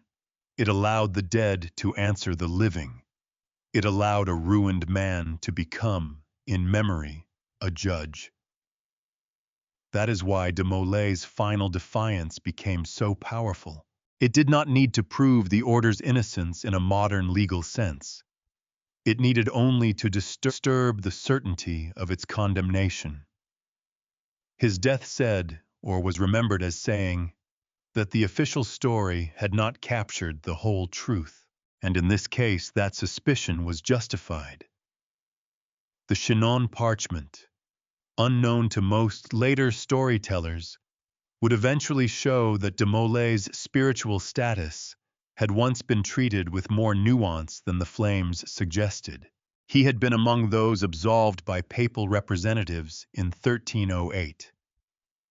That does not make his final death less explicable within the rules of the time. A man who confessed, was absolved, and later retracted in a public setting could still be condemned as relapsed, depending on how the authorities interpreted his statements. But it does make the moral picture darker. I was not simply a villain exposed. He was not simply a saint betrayed. He was a man trapped inside a sequence of pressures: confession, absolution, suppression, retraction, execution. Each stage changed the meaning of the one before it. Each authority demanded something from him. The king needed guilt. The church needed order. The remnants of the temple needed dignity. His own conscience, perhaps at the end, needed refusal. That refusal cost him everything. Yet it gave the Templars something the suppression of 1312 had tried to deny them: an ending that people could not easily forget. The order had been dissolved by decree, but de Molay's death turned dissolution into drama. It gave the story fire, voice, and grievance. It ensured that the Templars would not fade as an administrative casualty of papal politics. They would become a question. Were they martyrs, criminals, victims, heretics, pawns, guardians of some vanished secret? The historical evidence supports some answers better than others, but de Molay's death kept all of them alive in the imagination. It made the gap between formal outcome and moral certainty impossible to ignore. In the end, Jacques de Molay's final defiance did not save the temple. It saved the mystery. The Knights Templar did not disappear when the order was dissolved. They changed form.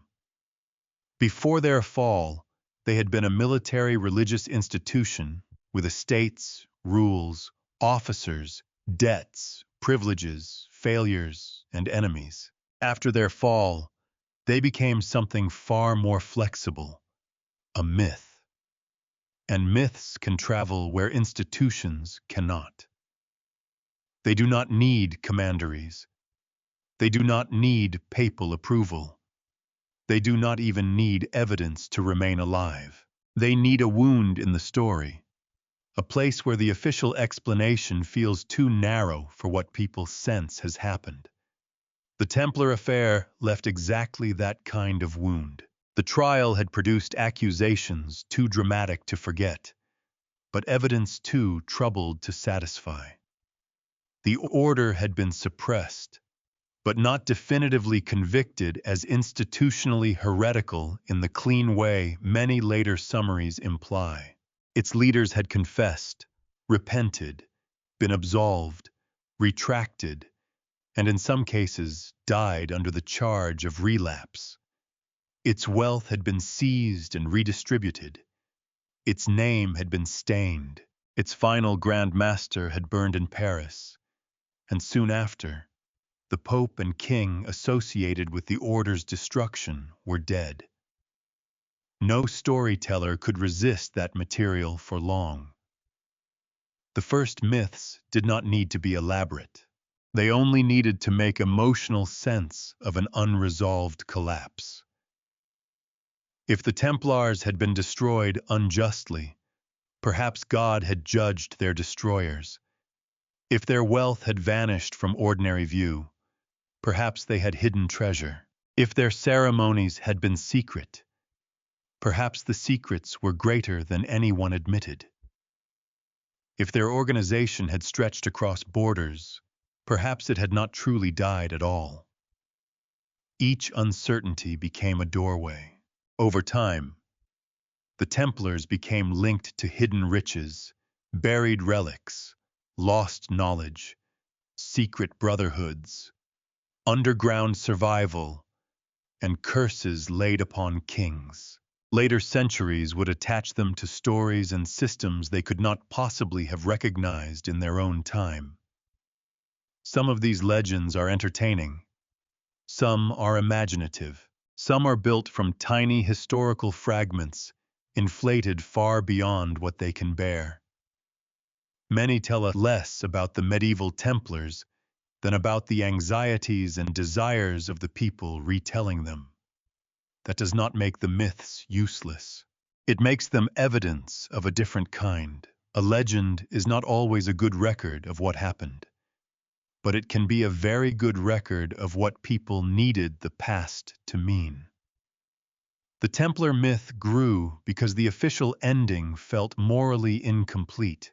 The order had been too famous to vanish quietly, too wealthy to avoid rumors, too secretive to escape suspicion, and too ambiguously condemned to let the imagination rest. The treasure legends are a perfect example. The Templars had handled money and property across Europe. They had operated financial services for rulers and pilgrims. They possessed estates, strongholds, and movable wealth. When such an institution collapses under sudden arrest, people naturally ask where everything went. Some assets were documented and transferred, often toward other military religious purposes. But the idea of hidden treasure proved far more durable than the administrative reality. It had everything a legend needs: secrecy, wealth, betrayal, and a missing ending. The problem is that treasure can mean almost anything once rumor takes over. It might mean coins, relics, documents, sacred objects, forbidden texts, or symbolic wisdom. The less evidence there is, the more spacious the claim becomes. A locked chest is interesting.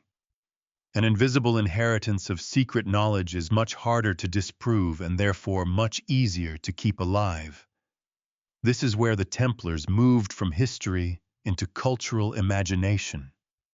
They became useful writers, conspiracy theorists, political movements, occult enthusiasts, fraternal organizations, and popular entertainment all found different Templars to borrow. Sometimes they were noble victims of tyranny. Sometimes they were guardians of ancient mysteries. Sometimes they were sinister manipulators. Sometimes they were misunderstood warriors. Sometimes they were simply a convenient medieval logo for anything involving secrets and swords. The real order could never have contained all these versions, but the dead order could. That is one reason Templar mythology became so expansive. The institution was gone, so it could no longer correct anyone. Its archive was scattered. Its members were dead. Its reputation was unresolved. Into that emptiness, Later centuries poured their own concerns. The Enlightenment could find anti-clerical lessons. Romantic writers could find tragic chivalry. Modern thrillers could find codes, relics, and conspiracies. Each age rebuilt the Templars in its own image, then acted surprised by the reflection. There is a kind of dark comedy in that, though the men who suffered the trial would not have enjoyed the joke. A religious military order that had spent much of its existence concerned with discipline, property, warfare, and obedience became, in modern imagination, one of history's great containers for mystery. The actual brothers might have been baffled to learn how many secrets they were later accused of keeping. They struggled enough with the charges of their own century. They did not need several more centuries adding treasure maps and cosmic riddles to the paperwork. Still, the myths endured because they answered something the official record did not. They gave the fall of the Templars a sense of hidden proportion, a destruction that large, that sudden, and that morally blurred seemed to demand a deeper reason. Greed and politics felt too small for some audiences, even though greed and politics have ruined plenty of things without needing supernatural assistance. The idea of a secret made the catastrophe feel worthy of its drama, but the Chinon Parchment changes how we should think about the myths. It does not confirm them. It explains why they grew. The parchment shows that the official memory of the Templars was incomplete. It reveals that a crucial act of papal absolution could be overlooked, misplaced, or underemphasized for centuries. That does not mean every rumor becomes plausible. It means the historical record itself contained a gap between what happened and what was remembered. Legends thrive in exactly that gap. When people learned that the highest Templar leaders had been absolved by papal representatives, the old questions gained new energy. If they were absolved, why were they destroyed? If the Church's own process was more complicated, why did the public story become so simple?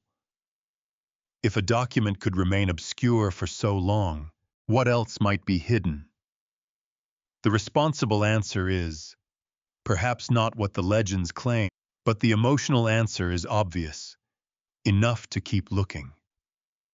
That is the true birth of the Templar myth.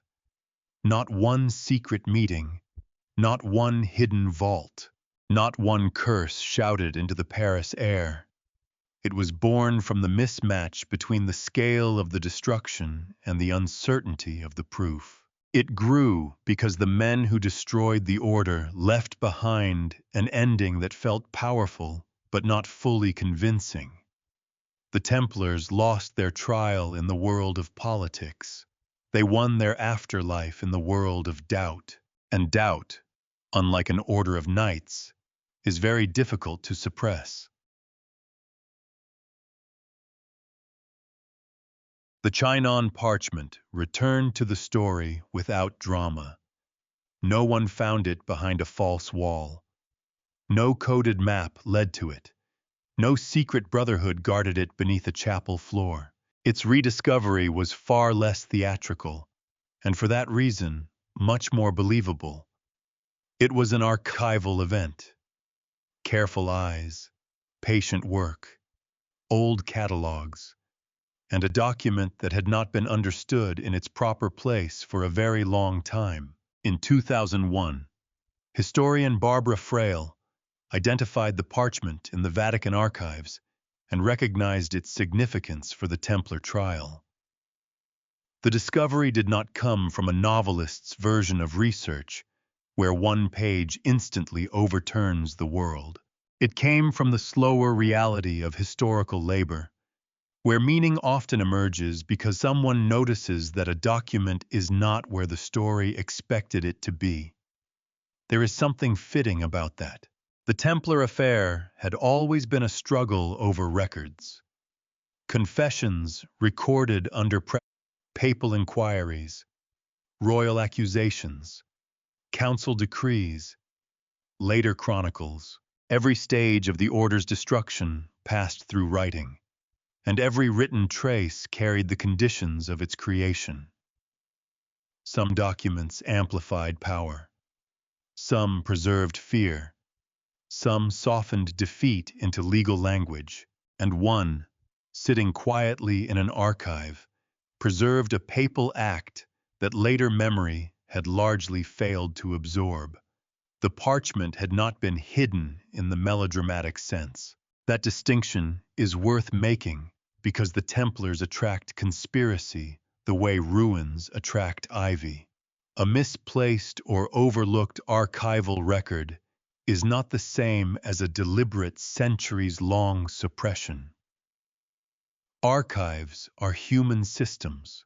They are vast, imperfect, dependent on cataloging decisions, old classifications, fragile materials, and the attention of people working under constraints.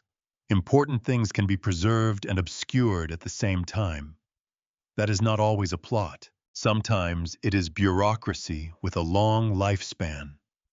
And in this case, bureaucracy did something strangely poetic. It kept the documents safe. The same administrative world that failed to make the Chinon Absolution central to public memory also allowed the parchment to survive long enough to complicate that memory. The archive forgot and remembered at once. It did not speak for 7 centuries, but it did not destroy the page. When Frahl brought the document back into scholarly attention, the conversation around the Templar trial shifted, not because historians had suddenly learned that politics mattered, or that Philip IV had motives, or that the evidence was problematic. Those issues were already part of serious discussion. The importance of the parchment was more precise. It supplied a documentary anchor for something long blurred. The senior Templar leaders had received absolution from papal representatives in 1308. That anchor matters. Without it, the argument could be easier to dismiss as speculation or revisionist sympathy. With it, the story has to make room for a formal act of reconciliation inside the process that destroyed the order. The parchment forces a more careful reading of Clement V's role. It shows him not simply as the pope who allowed the temple to fall, but as a pope whose agents had, at one stage, restored its leaders to communion. Again, that does not make Clement heroic. It makes him complicated. And complication is often the first casualty of historical memory. The public prefers clean shapes. The guilty are condemned. The innocent are vindicated. Villains plot in darkness. Heroes die with truth on their lips. But an archive often gives us less comfortable forms. A guilty man absolved. An innocent man compromised. A cautious pope under pressure. A ruthless king using real fears. A damaged institution destroyed without a definitive institutional conviction. The Chinon Parchment belongs to that second world. Its rediscovery did not erase the Templars' flaws. It did not settle every debate about initiation rituals or confessions. It did not prove that Philip invented every charge from nothing. It did not turn Jacques de Molay into a flawless martyr. What it did was more disciplined. It corrected the moral geometry of the case. It showed that the line from accusation to condemnation was not as straight as legend, or even many simplified histories had made it seem. A single archival record can do that. Not because paper is magical, but because documentation changes the weight of a claim. Before the parchment was recognized, the idea of Templar absolution could be overshadowed by the spectacle of the order's end. Afterward, the absolution had to be faced as part of the official story, not as a romantic defense invented after the fact. This is why the document's rediscovery feels almost like a reversal of the original trial. In 1707, the king's operation moved with speed. It seized bodies, property, and public attention. It created a narrative before the slower authorities could catch up. In 2001, the correction moved in the opposite manner. No spectacle, no arrests, no proclamations shouted across a kingdom. Just archival patience revealing that the loud story had missed a quiet fact. The contrast is striking. Power had made the Templars infamous in a single morning. Evidence took nearly 700 years to make them complicated again. That may be the most important lesson of the Parchment's modern life. Historical truth does not always vanish because someone burns it. Sometimes it survives in a folder, waiting for the right question. But survival is not the same as influence. A document can exist without shaping memory. It can be preserved without being understood. It can sit inside the official record while the public imagination builds castles above it. Barbara Frail's rediscovery did not give the Templars back their order, their property, or their dead. It did not undo the interrogations or the flames. But it changed the conversation. It made it harder to repeat the old story without qualification. It reminded us that archives are not cemeteries of facts. They are unsettled places where the past can still resist the sentences imposed on it. That resistance is quiet. It has to be. Parchment does not argue loudly. It does not compete well with curses, treasure, and burning men. But when read carefully, it can alter the meaning of all three. The Chinon Parchment returned as a misfiled memory, and like many memories recovered late, it did not restore innocence so much as reopen responsibility. Responsibility for how the trial was conducted. Responsibility for how power shaped evidence. Responsibility for how later generations repeated a simplified verdict because it was easier than living with the ambiguity. And once that memory returned, the central question became harder to avoid. Were the Templars innocent? Were they guilty? Or were they something history often struggles to name clearly? Flawed men and a flawed institution, sacrificed by forces that needed their destruction more than they needed the truth.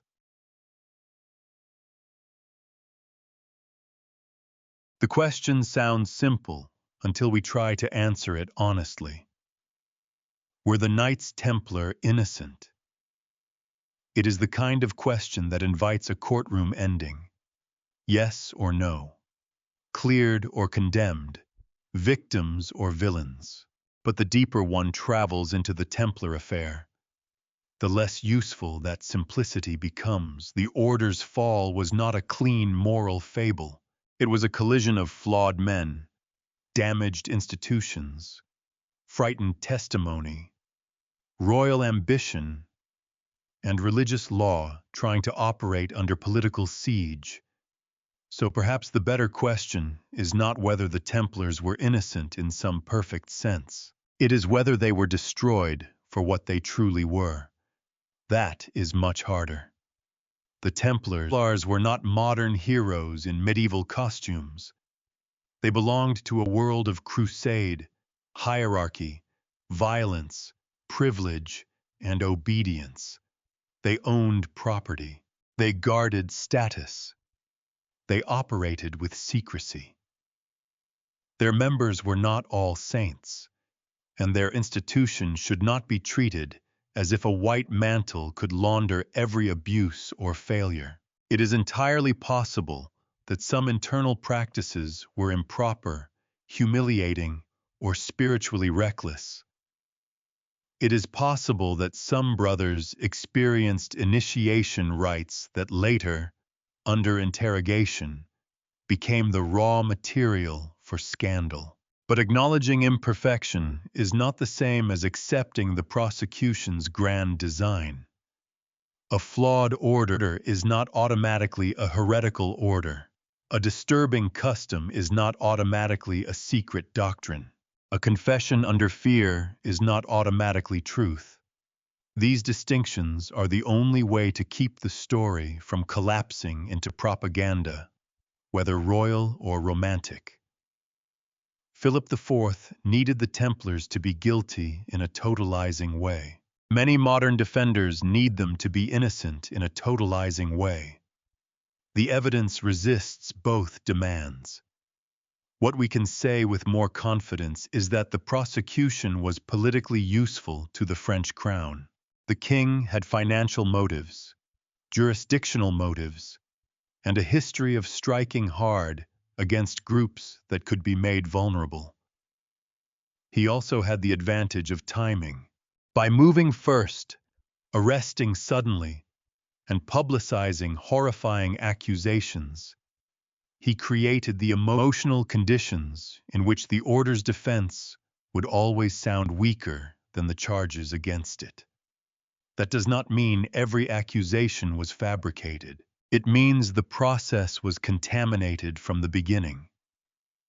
When confessions are produced under coercive conditions, they do not become worthless, but they do become unstable. They have to be handled carefully, like glass found in ashes. Some pieces may show the shape of what was there. Others may have been warped by the heat. In the Templar case, the heat was intense. Imprisonment, interrogation, torture, or the threat of it. And the knowledge that the king's men already knew the story they wanted told. This is why the Chinon Parchment matters so much. It does not make the Templars pure. It does not erase the confessions.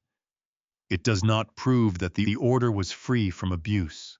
But it shows that the senior leaders, after being questioned by papal representatives, confessed certain faults, repented, and were absolved. They were restored to communion with the Church. That is not a small correction. It changes the moral shape of the fall. If the highest leaders of the order were absolved in 1308, then the later destruction of the temple cannot be remembered simply as the Church discovering heresy and delivering justice. The truth is more conflicted. Papal authority recognized repentance and reconciliation, while political pressure continued to push the institution toward extinction. The leaders could be spiritually received while their order was publicly ruined. That is not innocence, but it is sacrifice. Not sacrifice in the clean, noble sense of a martyrdom untouched by ambiguity. Sacrifice in the older, harsher sense. Something placed on the altar because a larger order of power required it. The Templars became the thing that could be destroyed, so that Philip's authority, the appearance of religious purification, and the resolution of a dangerous scandal could move forward. They were useful dead, or at least useful dissolved. Clement V's role remains one of the most uncomfortable parts of the story. He was not simply the king's shadow, but neither was he the heroic defender the Templars needed. He investigated, hesitated, and preserved traces of nuance. Yet in the end, he suppressed the order. Perhaps he believed its reputation could never recover. Perhaps he feared a political rupture with France. Perhaps he thought the institution had become too compromised to survive, even if the proof of institutional heresy was insufficient. The record does not let us turn his mind into a confession, but it does let us see the outcome. The order vanished. The king's campaign largely succeeded. The papal record retained a quieter truth that did not control the public result. That is the pattern we keep finding in this story. Truth present, but not powerful enough. It would be comforting to say that history eventually corrects itself. Sometimes it does, in small ways. A document is found, a verdict is reconsidered, a simplified story becomes more careful. But correction is not resurrection. The men interrogated under pressure did not get their years back. Jacques de Molay did not step out of the flames. The order did not reassemble because a parchment clarified what had happened at Chinon. Historical justice, when it comes late, often arrives as understanding rather than repair. So where does that leave the Templars? Somewhere between the extremes. They were probably not the pure guardians of innocence imagined by romantic legend. They were also not the monstrous secret church described by their most hostile accusers. They were a powerful medieval order, perhaps internally compromised in some practices, certainly politically vulnerable, and ultimately overwhelmed by a prosecution that benefited from fear, coercion, and royal need. That may be less dramatic than the legends. It is also more disturbing, because if the Templars had been wholly innocent saints, their destruction would be easy to condemn from a distance. If they had been wholly guilty conspirators, their destruction would be easy to justify. But if they were flawed men, destroyed through a process more corrupt than the institution it claimed to cleanse, then the story becomes harder to put away. It becomes a warning. Not about secret societies, not about treasure, not even only about medieval kings and popes. It is a warning about what happens when accusation becomes useful before evidence becomes clear. When institutions under pressure choose closure over truth. When public fear makes nuance look like betrayal. When a legal process begins to serve the outcome it was supposed to test. The Templars were innocent of some things, guilty perhaps of others, and sacrificed in the way history often sacrifices the inconvenient, not by proving every charge, but by making survival impossible. That is the verdict beneath the verdict, and it is why the Chinon Parchment still matters. It does not ask us to worship the Templars. It asks us to notice what was done to them. The Chinon Parchment does not bring the Knights Templar back. It does not reopen their houses, return their lands, restore their dead, or undo the fear that surrounded their name. It cannot soften the prisons. It cannot unwrite the confessions. It cannot step between Jacques de Molay and the fire. A document can survive catastrophe, but it cannot reverse it. What it can do is change the shape of memory. For centuries, the fall of the Templars was remembered as if the ending explained the case. They were accused, they confessed, they were destroyed. Therefore, many assumed the truth must have been simple. But the parchment reveals a quieter fact beneath that loud conclusion. In 1308, the senior leaders of the order were questioned by representatives of the Pope. They repented. They were absolved. They were restored to communion with the Church, and still the order fell. That is the part we cannot smooth over. The Templars were not flawless heroes. Their world was violent, hierarchical, and deeply foreign to us. Their institution may have contained practices that were improper, secretive, or spiritually dangerous. But the case against them was shaped by more than truth. It was shaped by a king's need, by debt, by fear of heresy, by the usefulness of scandal, and by the weakness of evidence produced in the shadow of coercion. Their destruction was not a clean triumph of justice. It was an outcome made possible by pressure. That does not mean every accusation was false. It means the final story was too simple for the facts that survived it. The Chinon Parchment forces us to live with that discomfort. It shows us that absolution and ruin can exist in the same history, that a man can be reconciled in one record and condemned in another, that an institution can be ended not because every charge has been proven, but because its continued existence has become politically impossible.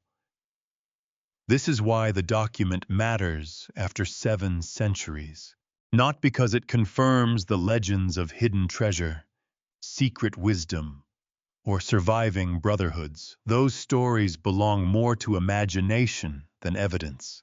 The real secret is less glamorous and more unsettling.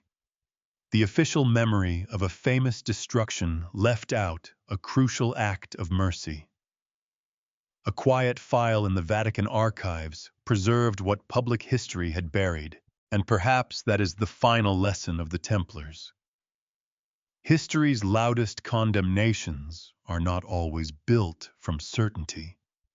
Sometimes they rest on fear, sometimes on convenience, sometimes on confessions shaped by pain, sometimes on the silence of people who knew the matter was more complicated, but allowed the simpler ending to stand.